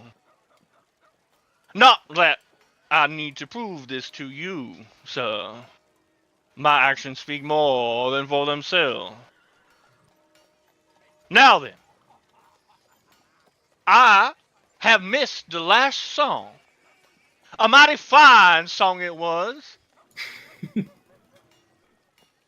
Please, if you are capable of such generous action as civilized people are, depart from me, and for the good of all, bathe. It will be very obvious Jason's, that the song eyes that has come narrow, on and is then he- very much a fighting song. Yeah, unfortunately, Jason I can't hear it. spits on the ground and says, "All right then, lizard. I'll get out of your hair. Tell me this: are you the master of your band? And if not, tell me the name so I can at least get an idea of what you folks are about." Augustus just smiles. Well, of course I am the leader of my compatriots. My dear brother. Of course. That deception check. What? He's not deceiving. He's dead sincere in this. He believes it. I don't. All right, I'd like to make some sort of check to determine if he looks like he'd be the leader of an expedition. You can just insight, and Yeah. that will determine how much you trust. Okay, he firmly Yeah, you got believes what he 21. is saying. Yeah. Yeah. Oh, that's not what I was asking. I was more like, can I like do a religion check to see if he has like the markings on him of like. They all have a- pretty much identical upper grade. vestments, so that wouldn't help you. All right. What song is this? Bards is like bad Team guy. Spirit, dude. Bards like This is- Team Spirit, dude. I think. Oh no, it's the same spirit. Yeah, it is. Yeah, it just is. Whoever Steve. made that decision to put you in charge must have been drunker than me. And then he walks off. Augustus just chuckles to himself. He has had alcohol. Okay, and he's small, so it doesn't take over much to get him in a much more pleasant mood. So his patience is much greater than it normally otherwise would be. Augustus's player is also in a much in a very good mood. Of course. So, are there any other actions the party would like to take during the festivities?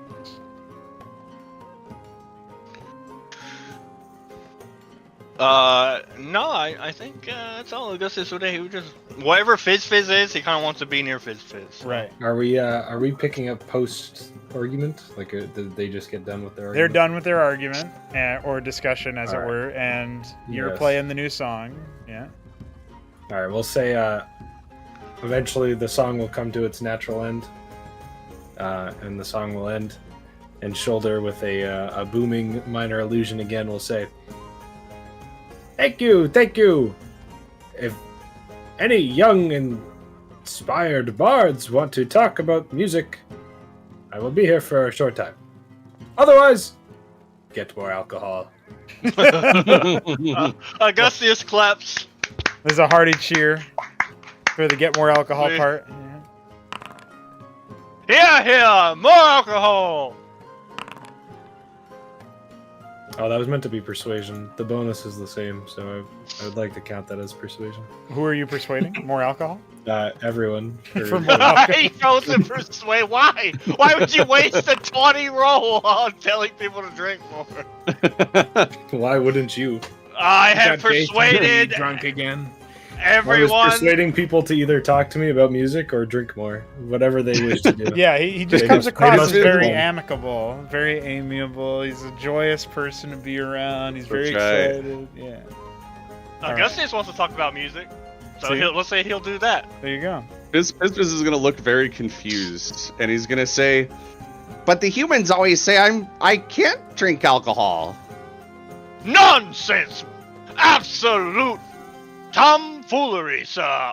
Partake. This is a celebration. Enjoy yourself. You are a hero, sir. A hero. But they told Ah! me that 12 is too young. What? Oh. He just Got waves him. his hand. Oh, you're a kobold, not a human. Here, have some of my fine alcohol. Shoulder's gonna look at Fizz. He's gonna say, "You're 12 too." I am. And he's gonna take one of the shots, and he's gonna look at it like It's mead. So he's not quite sure about it. But then he's gonna go and drink it. there you go. All right. It's sweet. I got a 20 persuasion. So he's got to make a Constitution saving roll. I'm sure. Yes. Let's do it. Oh, he actually has a good bonus in Constitution. Hey! Nice. Fire in the belly. Fizz feels more There you draconic go. with each passing sip, but not Nice. drunk. Not drunkonic, just draconic. Shoulder climbs you down go. from the stage, and he's eagerly looking around for fans. Oh yeah, before you Tengu climbed down, bar. as you look down from your intrepid performance, you'll notice that your nearby like whatever garments may have like pooled up on like if you were wearing like a cloak and like the robes of the cloak like pooled on the ground beneath you. It's showered in coins, copper and silver, a few Oh gold. my god! You've been. Based. I will. What a guy. I will add. Shoulder will scoop that up. Yeah. Yeah, I will add the goodies. Hell yeah. Plus The I got humans one from- have a Plus, I got say. one from Jason. That's right. I counted that. I counted. Oh my god! I just got like 20 pounds heavier. I just Heck watched yeah. it in my inventory. Nice. That's Nice. super based. The humans have a saying, Fizzfear. Ah, fine saying. It doesn't affect us, of course, being kobolds. They say a good stiff drink puts hair on the chest. Yes, I don't quite understand how that works, but, you know. Well, it would be weird if I grew hair. Yes, that would be a curse. You feel Fizz, you feel a strange tingling underneath your Oh, no. chest. You're not sure if it's just the alcohol settling. Uh-oh. I think it's working. There you go. Have another. Drink another, sir. Hero's drink. Since the first one went so well, he's gonna immediately down the second one. Let's go. Let's see that saving throw, bro. Augustus encouraging minor drinking. Ah. Dude, Hey, he's that's really good. fucking good at it. That's Well, good. so far so good. I will point out, and I'm not going to give you super specifics, but each subsequent drink the DC does rise. However, Fizz, this Makes one sense. is still going down smooth, and you know there's a moment where you almost imagine breathing fire, but you quickly calm yourself down before you cast some flame-related spell. Shoulder will collect his spoils and then go look for interested parties Okay. or fans. Yes. fair. Augustus will take the alcohol back and have a sip himself. He's like, he's not gonna let him have all of it. This is a good time. That's right. That's right. He pats the younger, smaller kobold on the shoulder. A fine, a beautiful day. Not even that Jason could take my joy from me this fine day. It has been a really good festival. I really liked the music. Yes, it was wonderful music. And then he frowns all of a sudden. Yes, it has been a rather fine festival, hasn't it? Hmm. Yeah, it's been a lot of fun. Too much fun. Wait, there's such a thing as too much fun? Call it Can I hear them from where I am? Yeah. Sure. intuition or learned wisdom, my young kobold friend. But you see, when there are so many people, especially interested people, within one place at the same time, things happen. Are you Always. talking about the evil? Oh, it may well be the evil, or it may just be some complete asinine buffoonery. But something. Oh, now you're talking about always Jason. Oh, you, I don't know who the dumber duo is. I don't know if it's me and Fizz or Fizz and Augustius. It's close. It's definitely close. Shoulder, you were just about to go and look at what all the hubbub was about between those two, but a couple, walked towards you, and said, and the man of the group of the two said, "Marvelous performance, truly a spectacle. We thank you for the reverie and for the permission to drink more freely." And the woman's too busy quaffing another beverage, but she's like nodding at you and giggling. And the man continues, "An excellent time. We are going to try for a child soon, and then there will be less drinking. But it was also we will name our child after you. We've decided." And then they look at you expectantly. What is your name, Bird One?"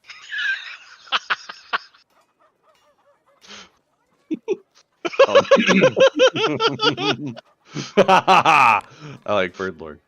Intelligence saving throw. Shoulder is going to look at them and say, "Thank you for your kindness. My name, you can call me Kyle." Kyle, an excellent name for our child. What? Oh, what if it is a baby girl? Then she shall be Kylie. Thank you, Kyle. We will see you. We will think of you. We will dream of Kyle. We will suddenly start babbling off. That's not good. You don't want to dream of Kyle. I mean, You Kyle's definitely nice. do, He's just Kyle. a Kyle's giant great. spider. Oh man. Yeah, you don't want to dream of Scary, Kyle. That was so funny. Thank you for somebody is passing your wheezing. intelligence saving throw so they didn't name their kid's shoulder. Mommy, why did I get my name? A drunk 12-year-old told me. Hey, he hasn't drinking anything. No, a Played a drinking he's not encouraged sober. 12-year-old This is a perfectly normal 12-year-old. named Kyle. Named Kyle. Named Kyle. Yep, absolutely. As the Birdman named Kyle. It's a common bird name. That's right. It's That's funny. why I said that's not my. I said you can call me Kyle. But yeah, you can call me Kyle. I didn't Not a even lie. Yeah. Yeah, not even a lie. Yeah. Well, you can. It is within the realm of possibility. Are there any others approaching or looking to approach? It seems everybody has approached the vendor for alcohol again. You at your request, of course. Yeah. Yes, of course. That's So right. Shoulder is going to run over to whoever this guy is. He can't remember his name. That guy was not a named paladin, so that's why you can't remember his. He looked vaguely important compared to the rest. Yeah, of them, so he that's was why. he was the guy who was like Crown leading. guard, crown knight. He's a homie. You did not rename me. Yeah. Nice, Kyle. It's Kyle. It's Kyle. Kyle 1 and Kyle 2.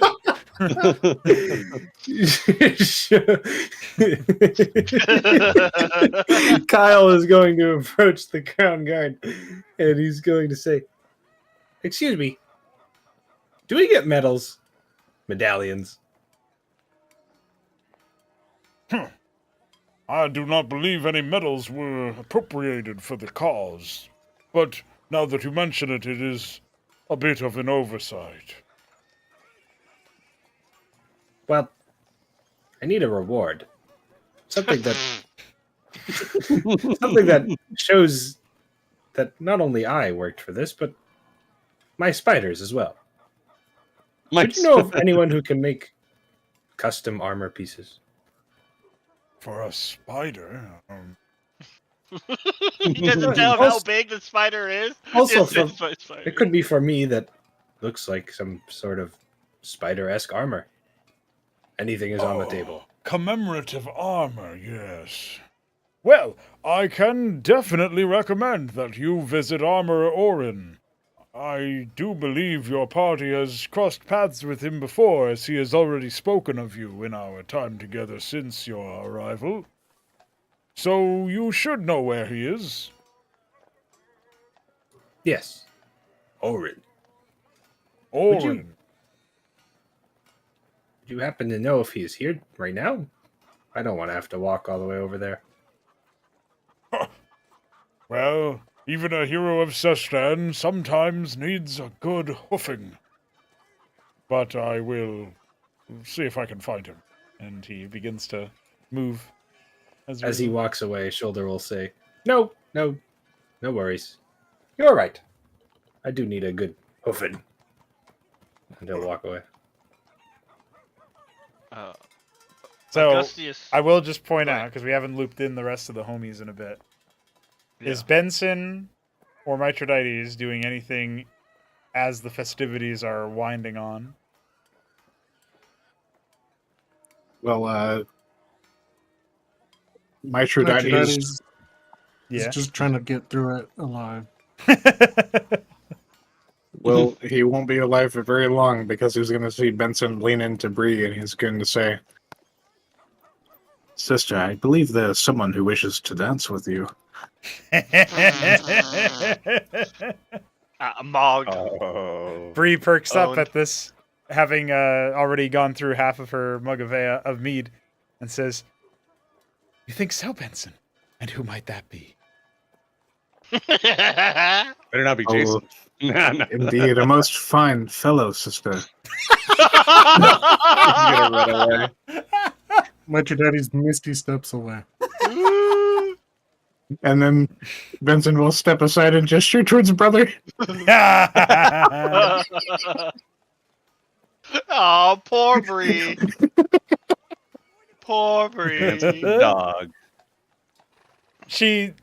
There's like a visible look of almost shock, and she looks down at brother, who's like looking up at her, wagging and panting, and she quaffs the rest of her mead, tosses the mug aside, and says, "Why not?" and begins to leaps down, crouches down to scoop him up, and starts dancing a little bit. This is like while the music is still going on, so it makes sense. Poor girl. Benson didn't take offer. Mithridates is a loser. Only, If Fizz was over there, he would have. Aphrodite is an introvert and a war criminal. Isn't like I mean. What you got? only Benson? Arkin and Carol will see it, but Benson looks almost a little bit disappointed, as if he meant it as a joke. But he decides to just... Absolutely mogged by brother. He just takes a step back and lets it happen. The dog has taken your woman. Absolutely sad. Impressive. She always Very liked Shoulder impressive. better anyway. How do you cuck yourself? That's impressive. By being crunk. By being He drunk. cronked. Yeah. That's a good move. Yep. That's That was very if funny. if the music hadn't been going and she hadn't been drinking, she probably would have just been like, "That's silly. You're silly." But instead, Yeah. she's only known Benson to be so earnest with every word that. Yep. Nice guys finish last. Nice guys finish last. Devastated. Even absolutely sad, poor woman. Well, You'll find yours, Bree, sweetheart. Don't you worry. while those festivities are commencing, I'm gonna BRP myself and get more water because I'm dry. Unlike this whole fucking festival where everybody is very much drinking, Yeah. except for Shoulder, Even the who's 12-year-old. Gold did I encouraging win it. for my gambling. Is it okay if I ask Fizz some questions while you're gone? Sure. Yeah, I'll need a summary when I'm back, but I shall return shortly. Okay. So now that the songs are over or whatever, and Augustus is in a more serious mood all of a sudden, he leans in to Fizz, one hand still clasping his shoulder. Tell me about this summoning circle. Oh, I don't know about the summoning circle. I wasn't there for that part, but Shoulder should have been. What He were looks you up. there for, boy? He just completely he doesn't even say that at all. He just looks up right to Shoulder. Please. Shoulder, was it? Yeah. Yeah, or you can call him Big Bird. Big Bird, yes, Big Bird. No, Shoulder.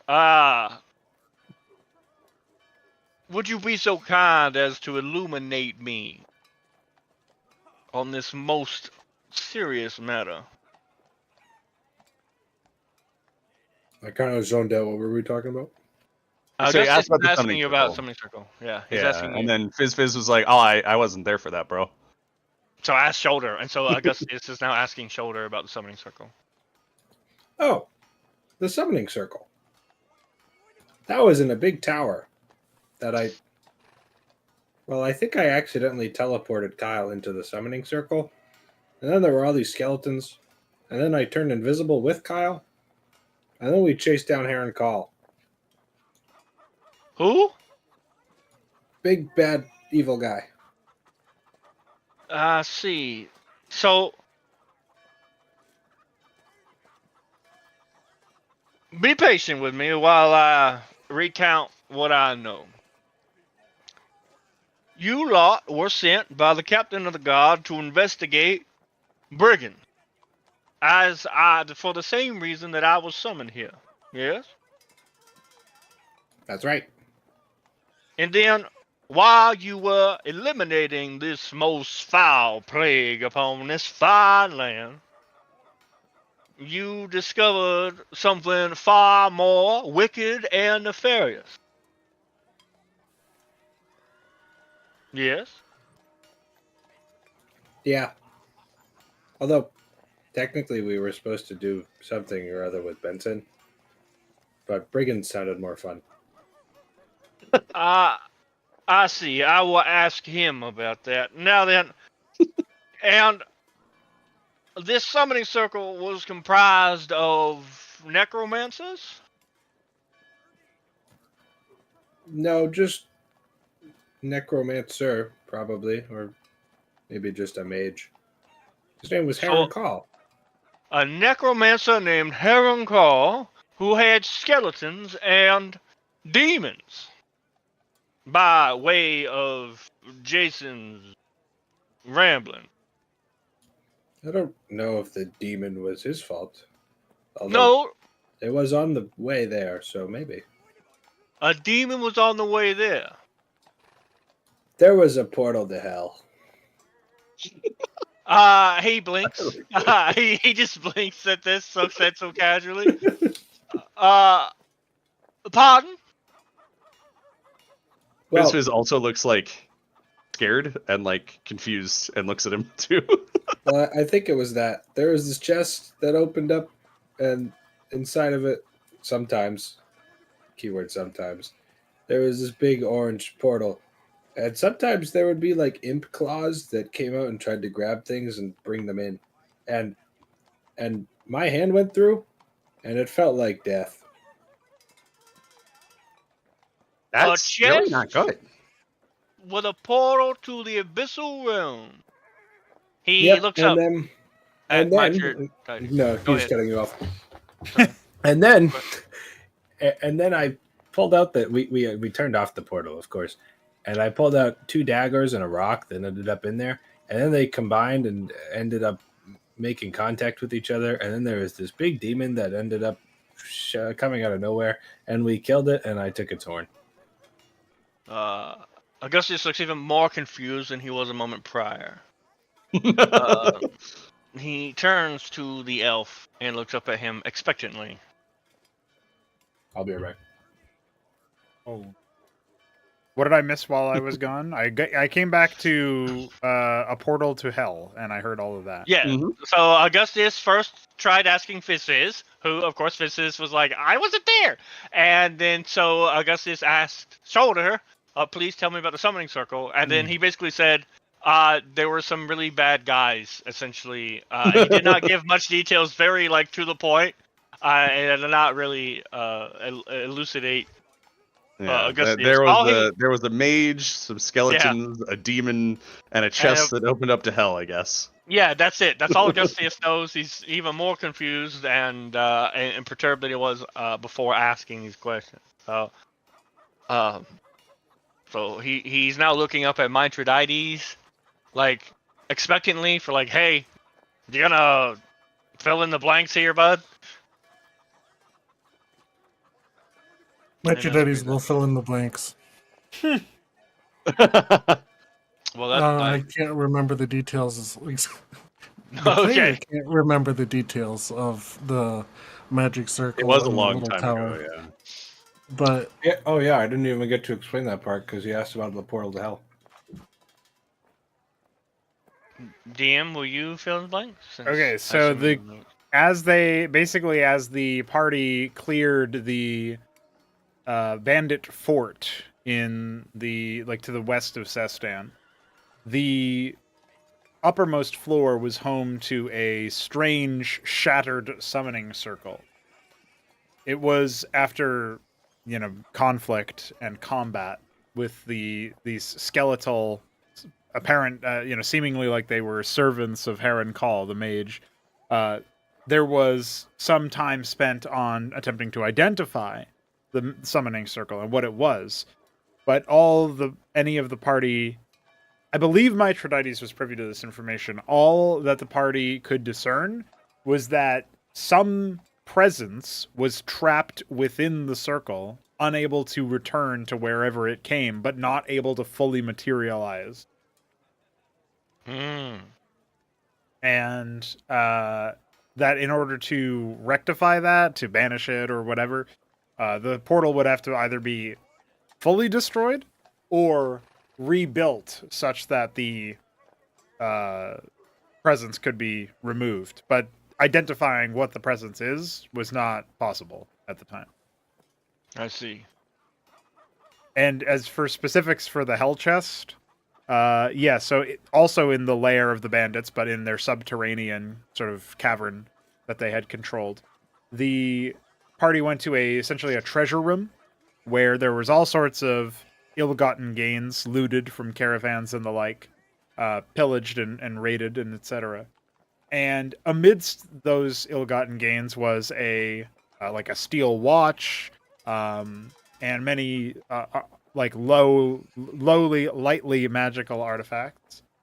And there was indeed a chest that had everything that Shoulder described. When he says that there was daggers and a rock that ended up in there, they put those objects in there, and when they pulled them back out, they were cursed with some kind of demonic presence that then led them to opening up this portal where half of a demon came through. The other half was closed. The portal was closed before the other half could come out. So it was actually dismembered when it came out. And so it wasn't at full power. And it was certainly a heavy fight. Okay, wow. And that... Is this demon thing... Remind me, is that after they killed the Mage Necromancer? That was before. We That was killed before. the demon, then we kill the sergeant of the bandit leader, basically, that we had heard about earlier in another room, and then we chase down the mage up to the tower, and we kill him then. So it's Hell Chest, demon slaying sergeant, mage. Yeah, mage at the summoning circle, and then you guys had to pursue the mage and eventually killed him, but not before running into some Sajari, which are snake people that Augustius will be familiar with, but only distantly. Yeah, we Okay. struck a bargain with them for passage. Okay, so I'm writing this down so that I don't forget. Can you just what Pro just said? The order. Oh You yeah. said- So the order was, so they went to the bandits' like hidden hideout in the caverns. They found the hell Okay. chest in the treasure room. Then they found the sergeant of the bandits and apprehended, killed him. After that, they fought the mage in the tower where they had the summoning circle.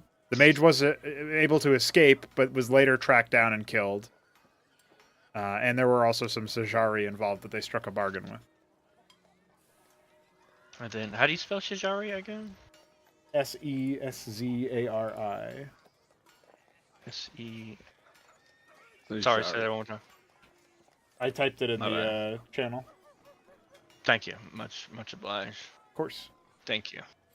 Alright, so, Bandits Hideout, Hell Chest Sergeant, which is killed, Mage in Tower, Summoning Circle killed, and then the Cesari, who you made a deal with. And then you came home. Hell yeah. Okay. Wonderful. Thank you very much. Wrote that down in my notes so I don't forget. After Mithridates recounts this tale, harrowing tale, Augustus looks... For only a second did his eyes widen. And then he becomes very straight-faced and he just kind of nods his head as he listens to what's being told to him, blocking it all away. And then after all was said and done, he finishes off the mead in his mug and says, well then, it does seem that the captain of the guard left many details blank. We'll have to have a conversation with him about this. And now, this summoning circle, clearly this one mage is not the only member. Yeah, I cannot imagine they will be very pleased. I would hazard a guess to say they have already learned of his misfortune and who was rid of him, especially if they have any agents within this city, which I would hedge my bets upon if I were a betting kobold, which I am not. But if I were, I would be certain sure they are here. So Fizz is gonna turn to Shoulder and he's gonna say, Big Bird, do you think that's related to the goat? Goat. At the goat. Pardon, explain yourself, young fellow. Is Ahmed here? Or is he... He did say BRB, but I don't know if he's back yet. Oh, There was an okay. evil goat. He is back. Okay. Yes, I do need a little more details other than evil goat. That is most of it. It's a big black goat in the forest. I believe the name was Versalin. That's what the captain said. Versalin the black goat. The evil black goat.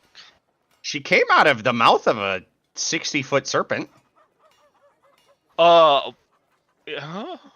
He seemed Yeah. to me. Yeah. Was this before or after your entire ordeal with the summoning circle? Oh, I was there, so that was after.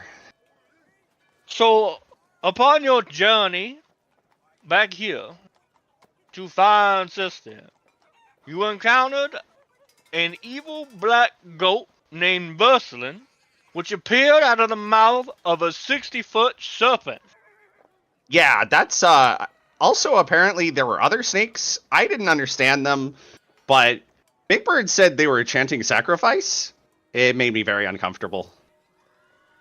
Yeah, Well- she wanted me to have my frog swallow the captain of the guard and bring the frog back so that she could learn the guard's secrets. Yeah, that was Fred. Apparently, he was evil too. No one Oh, could have seen that coming. you had another an animal named Fred, who was a frog, who was large enough to Oh no, eat. he wasn't large. Then It was very I- small. His It mouth, was his mouth confusing to me, opened too. very wide. he looks like he's struggling not to have an aneurysm. He's like rubbing his scaly temple. There's I share blood with this thing. a frog that's the standard size frog, small frog, amphibian Yep. thing, named Fred, who was evil, somehow could manage to eat the whole captain of the guard and return him to an evil black goat woman named Versilin, who came out of the mouth of a 60-foot serpent. Yeah, it was crazy when he ate that whole dinner plate in one gulp. Oh, I do declare. I saved the guard's life, though. Don't worry. That's good, very good. I imagine so, because I was talking to him. He didn't tell you about it? No, He was that's inside just the yet. frog. Hastramus above. What didn't that idiot tell me? I will have his hide tanned, I tell you, tanned. How could Yeah. he withhold There's actually all of this more. information? It doesn't seem like you guys were very good friends. More?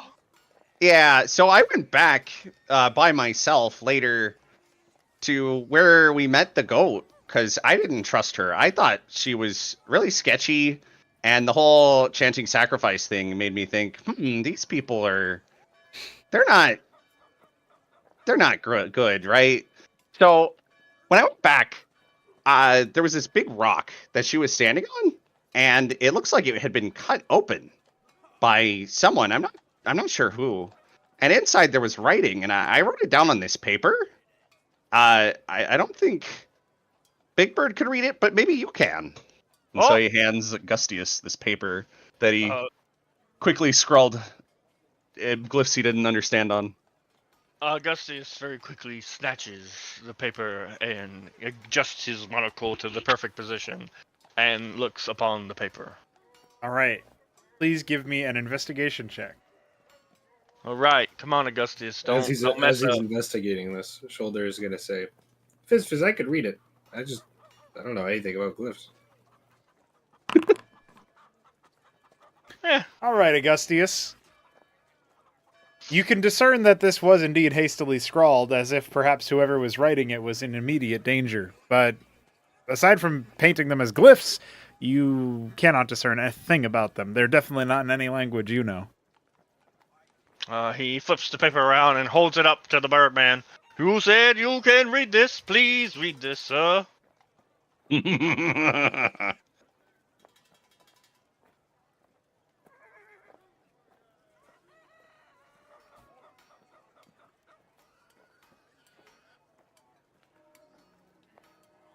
Read it. That was your cue, Shoulder. Yes. Yep, you said you could read it. Oh. Well, He it's lied. just glyphs. Yeah. Literally. Like I don't understand it, but it's all there. Augustus slowly just like puts his palm over his face and slides it down slowly. He turns to Mithridates. Can you, fair elf, sir? Oh, shit. Mithridates, No, you're that's immediately investigation able check. to discern the panicked handwriting that must have gone in to infuse this paper with its tattered contents. The glyphs are definitely not something that you can discern, not in a language you know. but you recognize that you've seen similar markings to such as these before during at least one fateful mission of your past. You didn't understand them then either. Oh my god, that's glyph of war crime. Well, Magic Daddies will say that it means nothing to him. But he's not going to Behind it. mention that he recognizes them from his past. No, of course not. Of course not. Not if it's from his past. Augustus studies Mithridates for a moment, squinting. He's going to enroll insight. Ooh. Whoa! Alright, well, Mithridates definitely doesn't seem like, well, when he said it means nothing to him, is Mithridates covering, or is Mithridates being honest that it means nothing? He's being honest. It means nothing. You said something might be afoot there, Augustius, but that you reckon Mithridates is of no help in translating the contents of the page. Not much. Augustius keeps a little mental note that something is being hidden, but he won't pry. It is irrelevant right now, since Mithridates truly doesn't know what the heck is going on. Surely there is someone in this city that might be of help. Some soul. Maybe we could ask Benson? Oh, no, not Benson. Take it to Ulrich. Oh, the old man? Oh, yes. Yeah, he seems wise. Let's go. I am. I'll just start walking off. He doesn't even wait. Well, that guy's already in the temple by now, so you're gonna have to. Oh, never mind. You have a hell of a time finding him. I do believe I saw him within the keep once or twice during my stay so far. I have not had the pleasure of meeting him. A priest of some sort. Yeah? Something like that. I met him only just now. Perhaps Benson knows of him. Well, let's go ask him. Yes. He kind of puts the paper within his robe.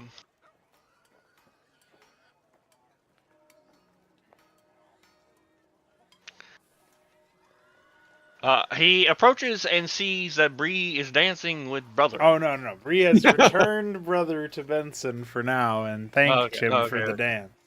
But good. There are. Carold has departed since, but Arkin and Bree remain in good spirits near Benson. Augustus gives a respectful bow of his head towards the paladin. Then approaches Benson.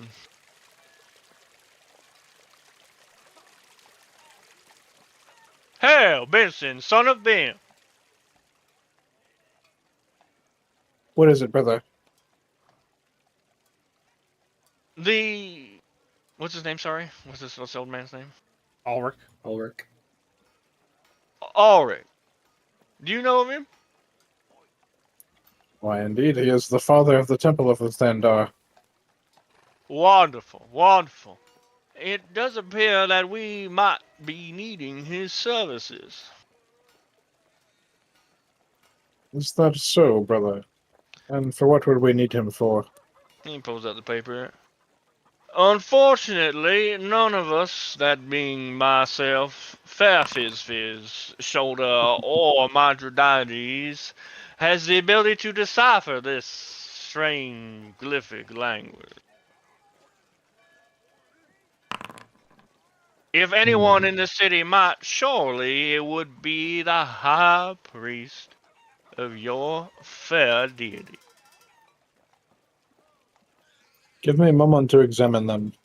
I don't believe I possess the language, but Perhaps I could notice something of value. Of course. And he offers the paper. All right, quick once over. Am I noticing anything? Give me an investigation check, unless you want to just do it a quick cursory glance. In which case, you'll see are a series of indecipherable glyphs. The paper looks rather tattered, as if it's been through a lot. More than that, you cannot discern.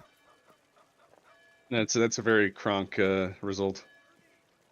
Well, brother, this is indeed a piece of parchment.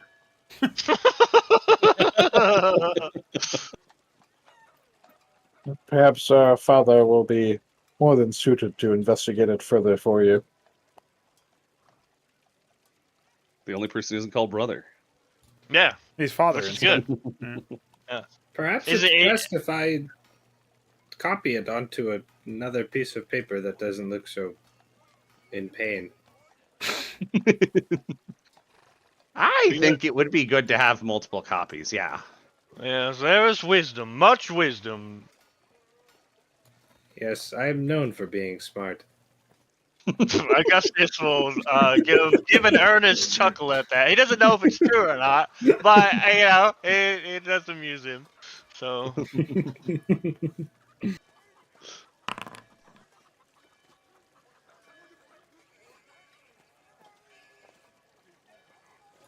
Does anyone So- have a paper they could give him?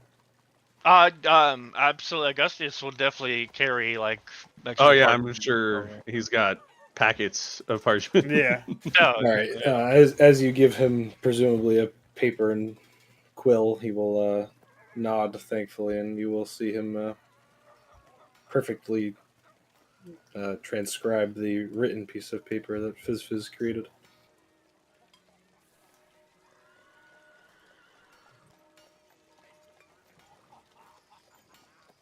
There. Now we have another one. Wonderful, wonderful, sir. He will take that one, and then he'll give the original copy to Fizz, the scrawled copy to Fizz. Thank you for giving it back. Thievery is absolutely abhorrent. I agree. Of course you do. Of course you do. You're a good, upstanding kobold. Yeah, I'm totally that. That's what I think, and I just met you. So it must be right. See? Ah, what fine insight you have, Shoulder. What fine insight. Yes, Shoulder is always good at discerning people's characters. Yes. He yeah. Yeah. No. He's right. he turns to the two paladins and he like gestures towards Fizz. Have you ever seen a more respectable kobold specimen? He just-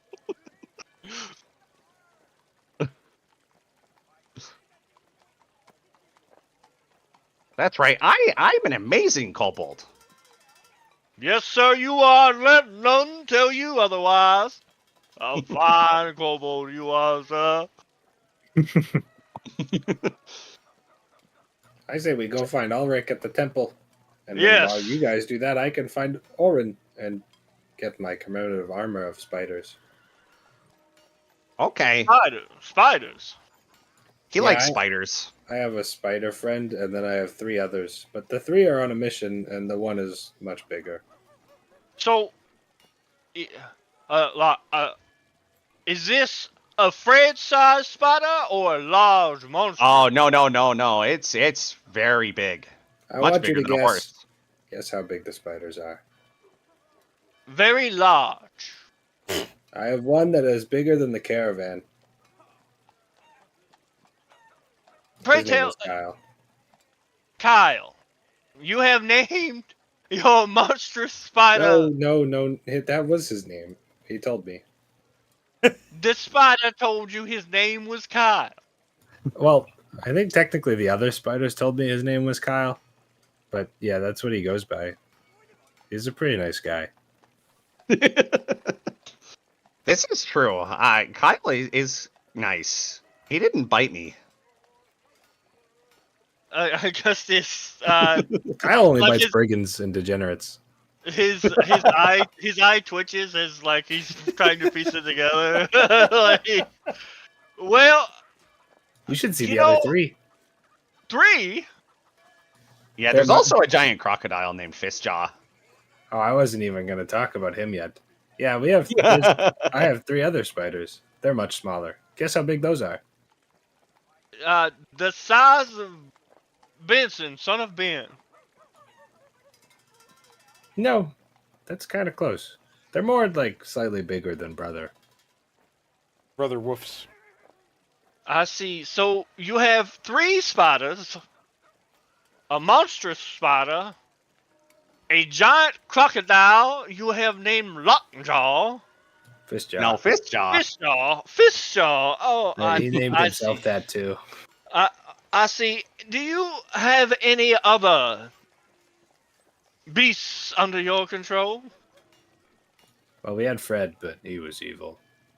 Fred the evil frog, servant of evil black Yeah, goat. he went Yes. to the moon. The moon. I don't Yes. understand that one either. The moon. It's a long Yes. story. Ask the captain; he'll tell you. He went to the moon. Nice You- way. I understand. Size. But I'm a man of my word. You said you had a fine way of judging people. I must assume this goes the same for animals. However, I must raise the point that you did not know Fred was an evil frog. Yes, well, no one bats 100, whatever batting is. What the But you would have heard like like assuming they have baseball, you would have heard the saying along the travels. But I he's don't only think they 35. have a. You're telling me they don't have sports in D&D? No, they have sports. Probably They not wouldn't baseball. say batting 100, but we'll translate it. That's Yeah, fine. we'll translate it. They'll No, say- no, That no is- one, they- no one no hits one every scores, bullseye, you know, right? No yeah. one. Yeah. No one hits every bullseye. But I- the first ones, I mean, you gotta think about it. Like when we met Versalin, well, she was actually kind of mad because the spiders wouldn't talk to her. So they must be good people. I cannot quite say I've ever had the fortune, he says, hesitating on the word, of conversing with the oversized arachnid. However, I will take your word. You're right. You're right. No one hits every bullseye. None are perfect under astronomy. Yeah, I like was trying to he get actually axe talks to animals. Like he can speak like them sometimes. It's Oh, it's yeah. really weird when he sounds just like a spider chittering. I can speak spider perfectly. That's part of the Kenku. With this, he will just start chittering.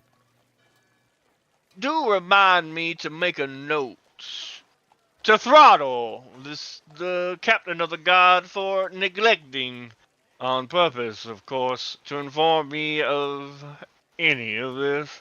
I don't know if he knew. I don't know if he knew the chittering. He definitely knew about the spiders. I was trying to bring Kyle in, but they did not seem to enjoy the idea. Yeah, they don't like giant spiders around here, I think. Pretty lame. Yes. Shameful discriminatory behavior, he says. Not many at all. I like this episode of just fucking bullying Augustius's brain. Yeah, especially when he's such a straight man. He's so normal. every time Augustius is trying to react to something, it just gets piled on with some other bullshit. Yes, Even yeah, more. yeah. He Anyway, looks back over- to the temple. Matter at Yes. hand. Yes, Vincent, please lead the way, if you will. Right, we Arkin have to is find Mithridates and Jason. Arkin gives Benson a warm look and extends an arm, looking for one of those long, arm shakes as opposed to handshake, and says, "I see you have your hands full with these lot, brother, but I trust you can take care of it." I guess he snorts. Indeed, brother. We are all on the path, and I accept his arm. As he pulls you in for a sort of brotherly hug, he says more quietly, "I do believe Father Ulrich is not well today. See to it that if you do visit him, it's respectful."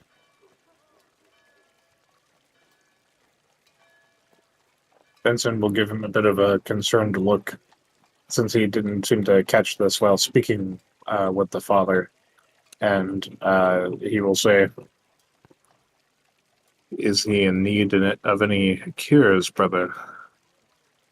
"I believe it is nothing of the sort that magic will prevent. Age comes for us, as the horizon does. But still, knowing that you asked will mean a great deal to him."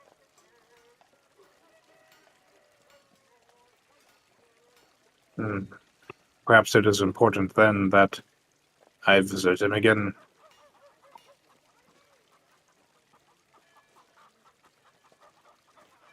He gives you a nod and says, "We will certainly miss him when he is gone, but I doubt it will be today. Well, brother, I will be off to see to my own affairs, but as we talked about earlier, I will come and find you on your next journey." I look forward to it, brother. I await to see where the path takes us all.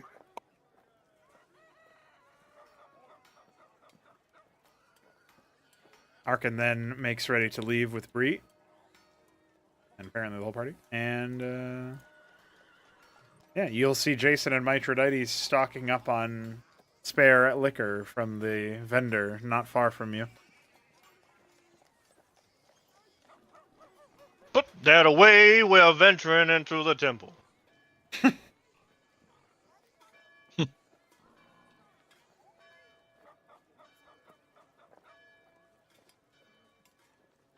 Booze later. Jason, how much alcohol do you drink in a day? More than your weight. I'm pretty sure that's more than any person is supposed to drink. Aye, but the clerics heal you up anyway. I guess this gives him a look like, I sure shit won't. and then like carries on. Okay, you have fun with your Like- alcohol, Jason. Do I get the barrel? The man Gets a barrel. reluctantly declares the barrel to be yours, and kind of scratches the back of his neck with a face that looks like, how am I possibly going to restock after this? Jason rolls it away.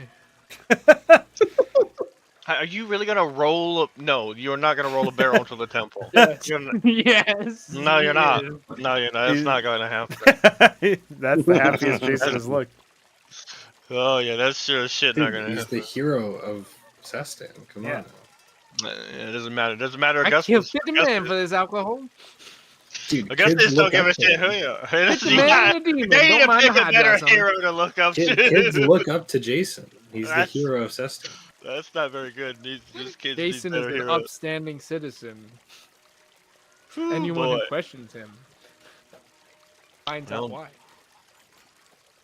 Yes, he immediately goes into a violent rage, thus proving that he's not an upstanding citizen. Hey, as long as that rage is pointed the right direction, they don't mind the occasional brawl. Anyway, let's go to the temple. Shoulder, before they leave, Shoulder will offer Fizz his shoulders. Ah, okay. And he's gonna jump on. Jason will say, Oh. "Where are we going, lads?" As he's rolling the barrel. Augustus clears his throat as he's sitting next to Benson.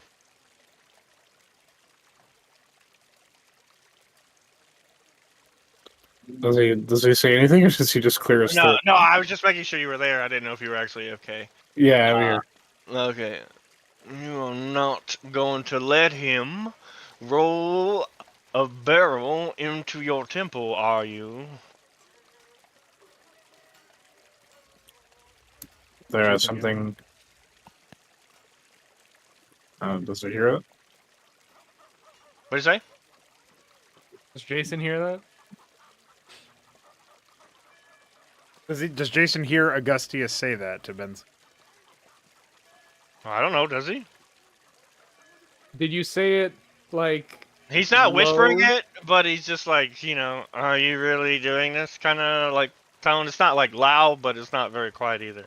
Yeah, I think Jason would probably not necessarily hear it over the ambient sounds. Because there's so much, so much Yeah. sound Alright. going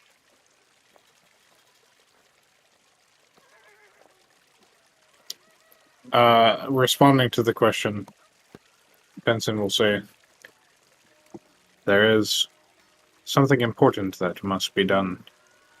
I wish to pay the father a visit, whether that is with or without a rolling barrel of liquor." Have the drunkard leave it outside, and then he can procure it once we have left, if his vices so demand of him.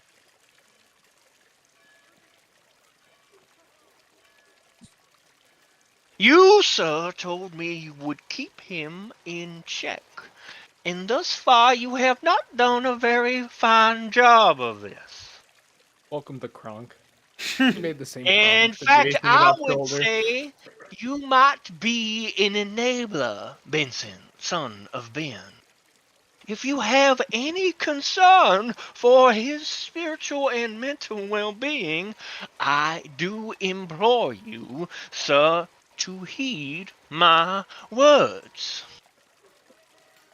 Tonight is a night of festivities, brother. Yes, I understand they are a night of festivities, but you do not roll a barrel into a temple. Put your foot down at some point, please, Benson, son of Ben, leader of this party. Guys, I think he doesn't like the barrel. Augustius doesn't know that Jason has had this exact conversation like 3 times now. If it will make you feel better, brother. Jason, Yes. please keep the barrel outside the temple. Jason responds, he says, "What, do you think I'm some sort of savage? Unless the brothers wanted it sipped, I was just gonna park it out." He then reaches inside his jacket and pulls out at the bottom of hard stuff and says, "I have this for when I'm inside." Augustus breathes a sigh of great relief. Stress leaves him as he would I'm be. offended you had to ask, Benson. Oh, good. Augustus is very happy. Let him be offended. You did as you ought to as leader. I do only what I must to address a more important matter. Yes, let us be off. Oh yeah, nobody even told Jason why you guys were doing what you're doing.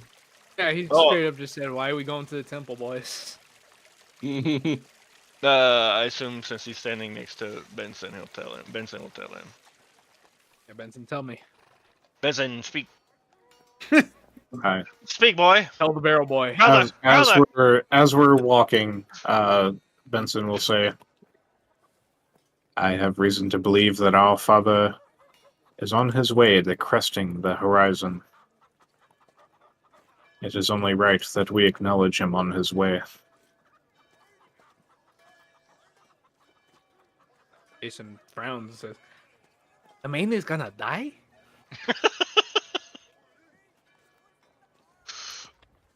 He will at last come to know the light.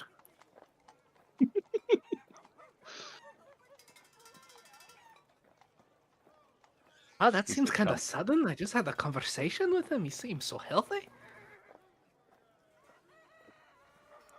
It may not be today, brother, but perhaps on our journey, perhaps a time from now. And if we are to acknowledge him for all he has contributed, then let it be while we are here with him. Ah, I see. You're worried about about the journey. Fair enough. Let's go say bye-bye. Why is everybody assuming he's gonna die just because he's kind of sick? That's just what old people do when they're sick, I guess. No one wants to Right. tell the druid about the runes. I know, yeah. Nobody said anything about I don't know why anyone would want to tell you anything. oh, Because I'm a druid. You have And you been the have least runes. magically inclined person this entire party. You because don't know that. You know I'm a druid. yeah, but Well, he also knows that you don't know that you're a druid. yeah. And why would you have been even worse, I taught think about runes? unless Benson gave the paper back to Augustius, Augustius is the one to hold it, and would he ever show it to Jason? Probably not. No, not a chance. No, that would Wait, be did getting near him. Mithridates tell Augustius that I'm a druid? No, no. I don't think so. Did Au- Mithridates tell Augustius Augustius? says, Well, he No. said fill him in. He just said he filled him in. Yeah. So. oh yeah, that's a question, I guess. Mithridates. Would you have told me that he's a druid? That he's transformed into a squid?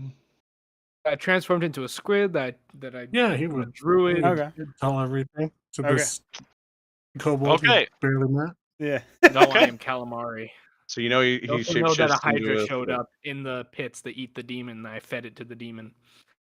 Okay, so now, let me add this I to the... fed the demon to the The- hydra. So Yeah, no. Augustius knows that Jason is a secret druid who turned into a squid and ate a demon. No. Fed the demon's corpse to a giant hydra while I was And- a giant squid. And fed a demon's corpse to a giant hydra. Wow, squid. Okay. Wow, what a very interesting party. You guys just can't be normal for a single moment, I see. All right, that's fine. Yeah. Poor Augustus. His head. He's having a Darks moment, basically. That's what's happening. He's having a Darks moment where he's like, I don't get anything. We didn't even have to kill anybody. Yeah, and you he's didn't have already to having kill- a dark yeah, he's just like, how did I get mixed up with these dingbats? So yeah, no, he doesn't. Now, even if he does know he's a druid, he's like, I don't mean interacting with him or being near him or smelling him, and I'm Yeah. not gonna do that. So Well, I'll talk to High Priest, being calamari. Yeah. being allowed, being calamari. So, all right. Well, that as you guys approach the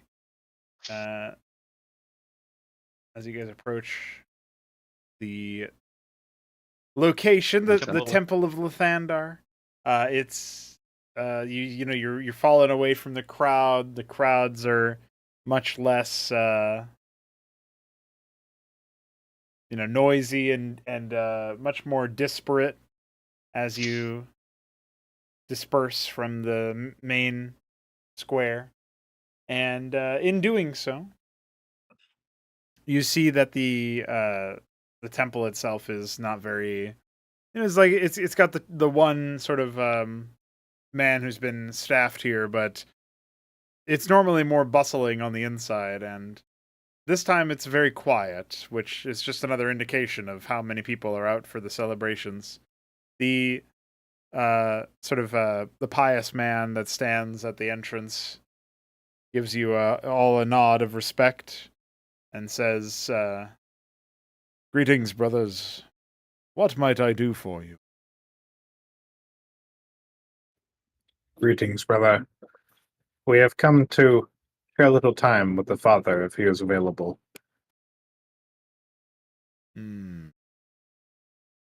Please wait here for a moment, and I shall return. And he moves inside as if to, slowly, cautiously, almost trying to not make too much noise.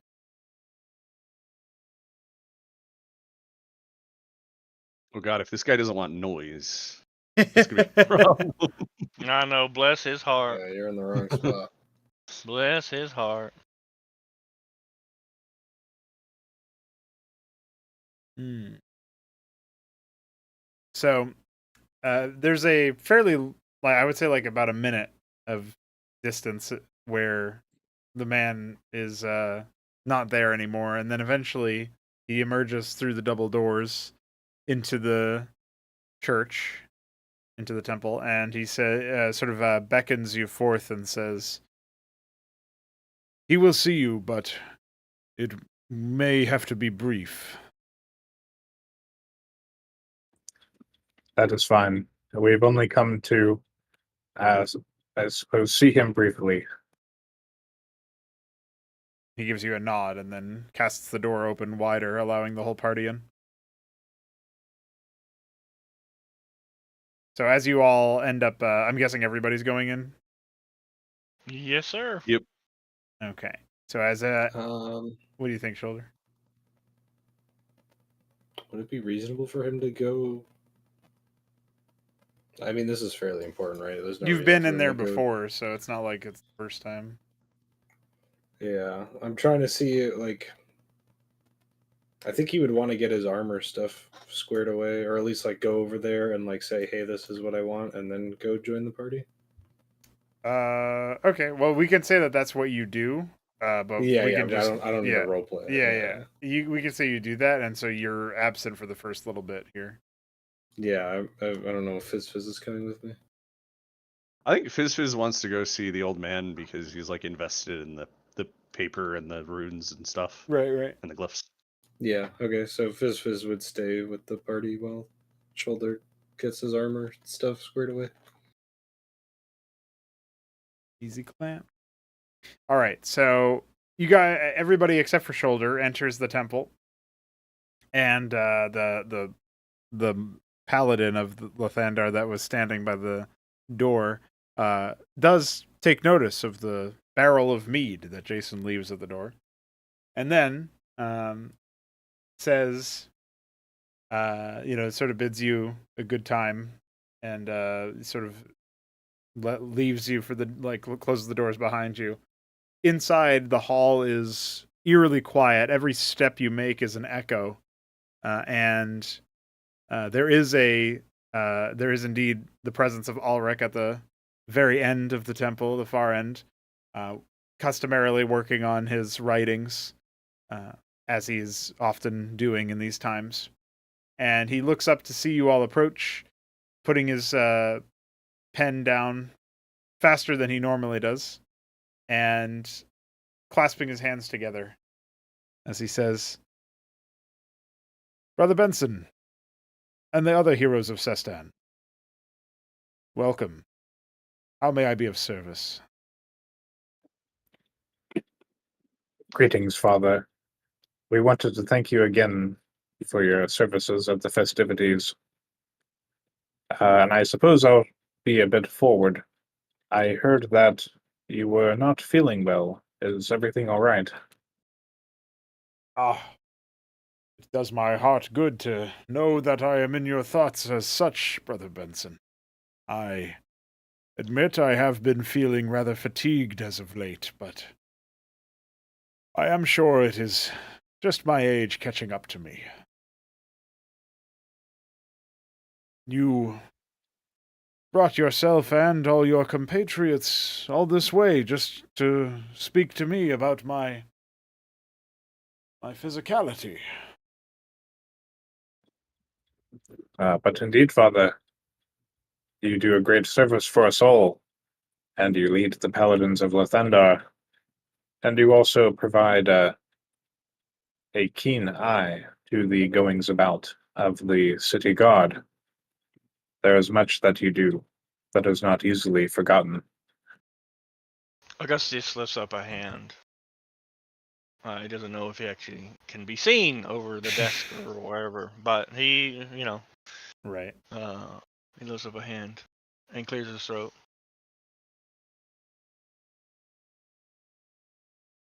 Well, the high priest will sort of lean over his desk to get a better look at you, and he'll say, "Oh, I see you brought a member of the monastery with you as well. I hadn't noticed.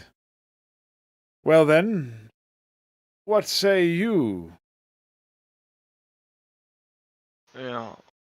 Unfortunately, my good high priest, Benson is not completely forthright.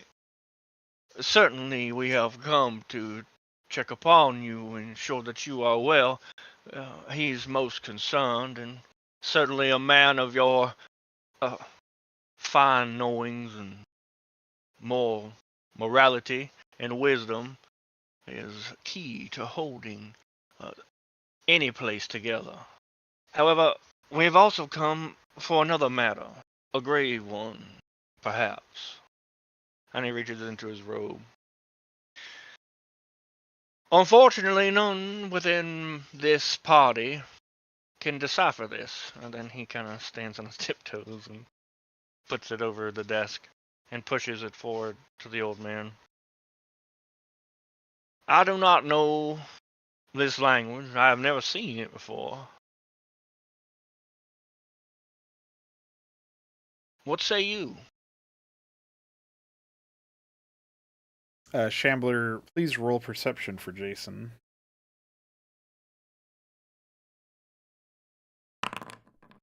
Okay.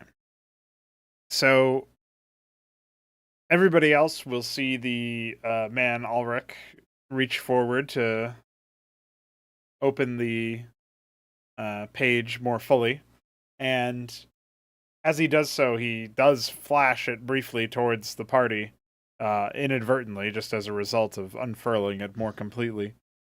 And then, as he looks towards it, he has a pensive look at his face, as if he was trying to properly assess the makings of the page.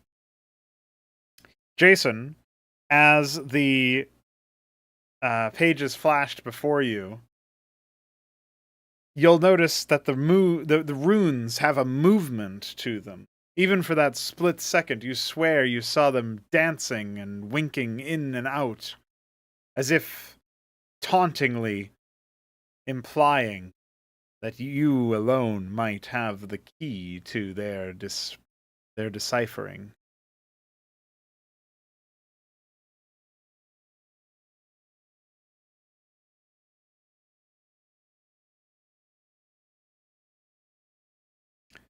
The man takes a long look at the paper and looks up at the party after a time and says,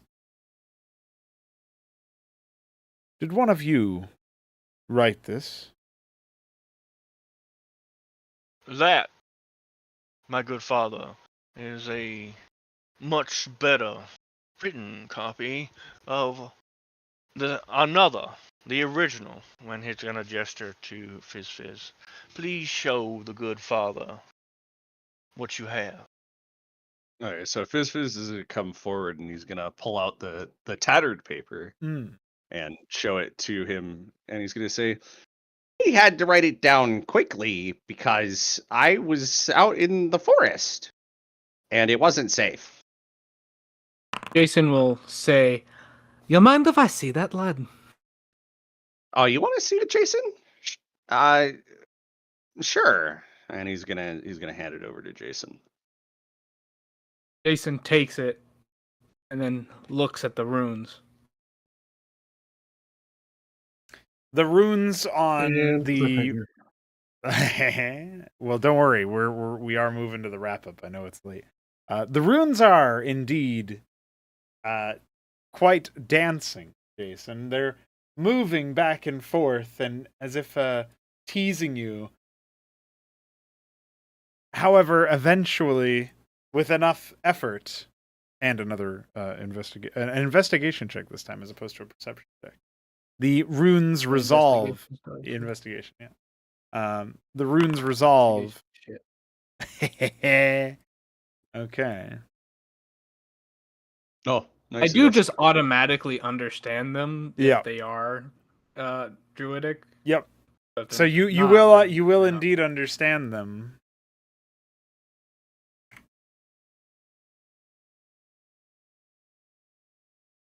And what you behold is curious, to say the least. Jason's eyes narrow, looks at Fizz and looks at Shoulder, and he says, My shoulder's not here, by the way. "Tell me." Oh, okay. He looks at Fizz and says darkly, "Where exactly did you get this?" Oh, there's a big rock in the forest that was cut open and it had writing like this on it. Jason makes a sailor sign and says, "Do I know that Shoulder is referred to as Bird Lord?" Shoulder, did you ever refer to yourself as Bird Lord? No, only to Kyle or the other spiders. Hmm. I think Fizz knows, but I think he might be the only party member who knows. Well, Yeah, I think when I met Fizz, I would have been like, "Yeah, this is my giant spider. They call me Bird Lord or something." Yeah, like I'm pretty that. sure he did say that. Yeah. all right. So give me a history check, Jason. We'll see if you remember that one detail, because it was pretty recent, but it was also like, okay, you remember. All right, so Jason says, so you said that you found these on a rock? Yes. Did you mention that there was a black goat? Not yet. You found these on a rock, lad. That's all? Yeah. Just on a rock. Well, the rock was cut open. I was there because that's where we met the goat lady. Jason's tone gets even more serious, and he says, Fizz, I need you to be very, very clear with your... shit, I'm becoming a wrath. I need you to be very, very clear now when you answer me. Can you do that for me, lad? Sure. I think I can do that. That's what you're doing in the forest with a goat lady on a rock with the runes that I've only ever seen in my nightmares. Well, it was because a big bird sensed something in the forest, and then when we went to investigate, this boy said something about there being a goat, and so we went to talk to see the goat because it was weird, and then afterwards we left. But I thought the goat was really scary, so I went back to investigate, and that's when I found the writing.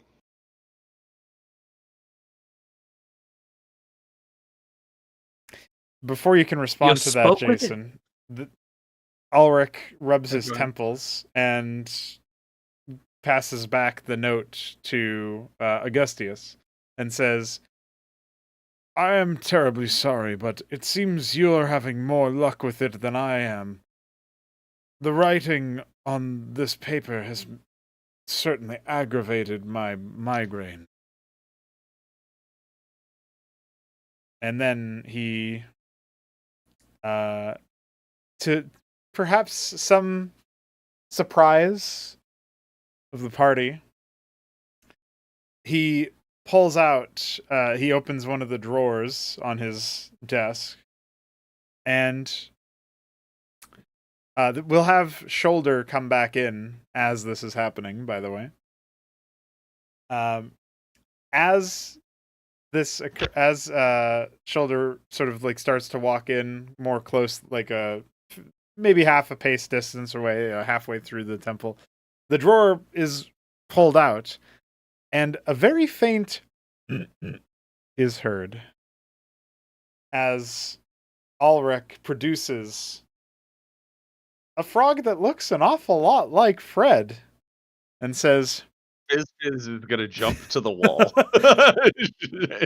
and Ulrich says, they've prescribed me a peculiar medicine. I must request that I have the privacy to take it in my What are you doing with a pouch. frog? And that, Uh, I think that is a perfect way to cliffhanger. oh my god, you can't do that, bro. You can't do that. He has bread in his chest. No, you can't leave on a stupid cliffhanger like that. Is so gay. right. But hey, I am more surprised that nobody died. So Yeah, there was no demon invasion, so that's yeah, I cool. was waiting. But you know what? Augustus is right. Something bad is going on. Yeah. Something Well, terrible is about to I happen. feel like this old man is about to be eaten by a frog, so you know. And we This are going man to was have mind to. controlled by frog piss. I You am. guys are off the deep end. I think he's being poisoned by the guard captain. I I think Pro has a thing for taking normal animals and like chickens and frogs and then making them like recurring. You can't even kill them. Like they just keep coming back. Bark, bark, bark, bark. You know. So I'm If I noticing a couldn't make theme. the animal noises so convincingly, then I wouldn't. Bark, bark, bark, bark. I didn't even get them to admit that they saw Versalin, so I could have drawn my sword and be like, "Okay, we're killing somebody." I can do a pretty good chicken. So. Yeah. You listen here, Foghorn Bockhorn. Yeah, I can do a great chicken. I say I can do an absolutely phenomenal chicken. So, so yes. I thought you're supposed to be a rooster. You're going all sorts of genderqueer on us. Augustus smites you. He's not even a paladin, but He's not even a paladin. He smites you. Well, Eldritch yeah. Smite. Hey, Augustus, he handled Jason well again. I think no fighting. He was mature, so good See? job, Augustus. That's it. That's the skill check. Yeah, Jason good job. just wanted to see if Augustius was like literally anything other than a prick, and Augustius is like, "No, I am a prick." I thought you like, guys had a I'm great trying to moment get down together. the business here. No, I thought that was a fine moment. I didn't think he was prickish. I mean, yeah, he's still like, yeah, you're His a normal stinky drunk. self. Yeah, but Yeah, no but more he than the wasn't like, first time. yeah, he wasn't like, I'm not willing to didn't talk to you. explode quite as much as the first time. No, he I like didn't how want to. He Jason was having a went good up. time. I like how Jason went up, trying to like get into like, okay, there's some weird shit happening. I have to see why the guard captain would have sent you of all people to go and try and handle it, right? Are you capable of doing fucking anything? And he's trying to like lay it on thick here. It's like, all right, yeah, I get it, you're a fucking prick, but you know, there's some crazy shit out there. Let's see if you're useless or not. And then 5 minutes later, after Jason fucks off because he's like, I'm tired of this, Augustius gets the brain dump of Yeah. what exactly we were dealing with. So Jason just is like totally vindicated. I that don't. he's way I out of think his depth. literally anybody. It doesn't matter who you are. If you just suddenly walk up to party like, gods and demons and necromancers, and this all happened in like 4 days or whatever, and Yeah. let's all like dump. Yeah, nobody's gonna be like, no, this is totally. I get this. Giant No, it's fine. serpents. Yeah, it's chanting fine. No, sacrifice. yeah. Who the hell Well, isn't Jason gonna act said like it in the Augustus? thing. Jason said it in our meeting. He brought up like the guard captain's not telling you everything clearly. Well, yeah, and Augustus said that. He's like, clearly, yeah, I know that he's not telling me. Yeah, duh.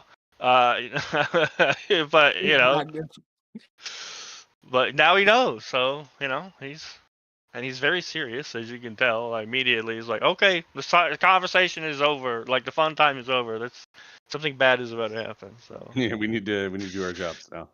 Yep. We I thought y'all got your The medals. celebrations were great, you know? Yep. I don't know about you guys. I enjoyed the music. That was pretty good. No, the music was banger. Absolutely Plus fantastic. 5 gold.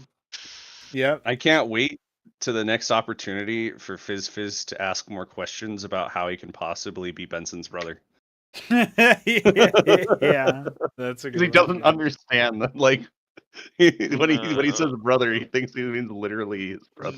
Yeah, it's just like Yeah, and so this Thankfully- whole time he probably thinks Ulrich is his actual father because Benson does call him father. That's right. Yeah, that is Yeah, true. it's like, that's your dad. Like if Ulrich before we leave, dies he's gonna be for the like, fucking yeah. frog, and then Fizz is like, "I'm Just sorry give that the frog ain't your dad." And Yeah, wait. Yeah. what? But why does everyone call you the son of Ben? yeah, Yeah, his exactly. name's not Yeah, Ben. that guy's not Ben. Is that his last name? His name is Ulrich. Yeah, I'm so confused. If the whole like Fizz demanding kobold name thing had continued on past the Gus Gus joke, Benson was yeah. going to be like, "Oh yeah, you just call me Son." I thought it would have been Ben, but yeah, Sun's even better. Everybody's got a kobold name, There you which go. Augustus would not use for anybody ever except Fizz.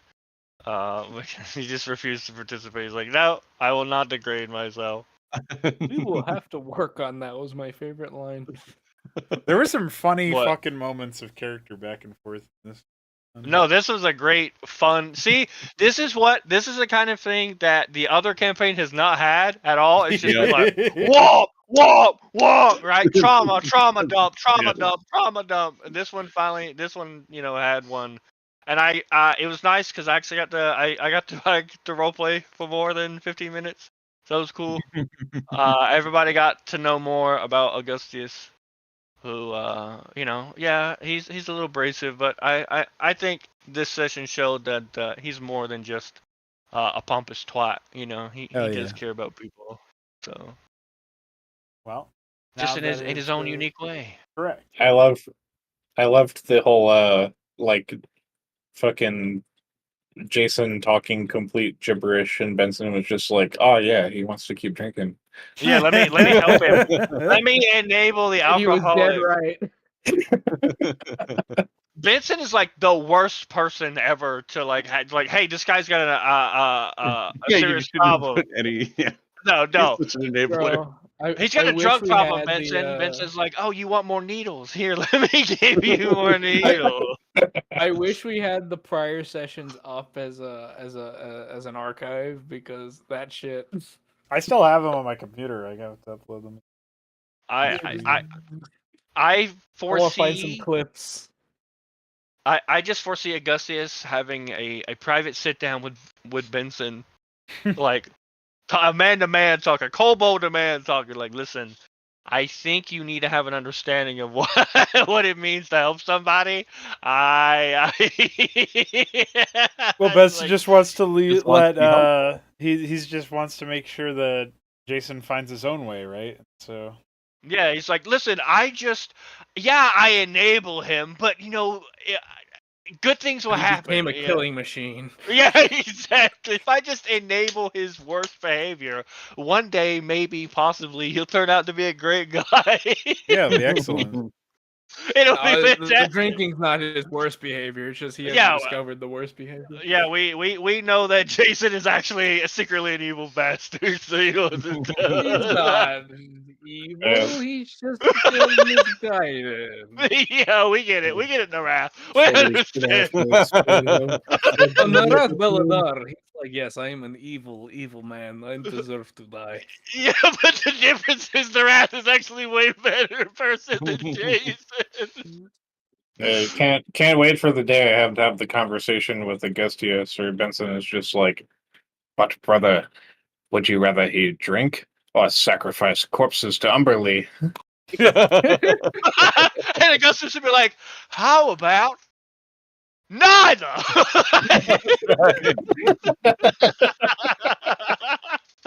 It's like it's like the trolley problem. You have to pick one person die or many people die. And Augustus is like, how about I just don't kill people? How about that? How about we just stop the trolley? How about we stop the trolley? And Benson's like, wait a minute, you can do that shit for real?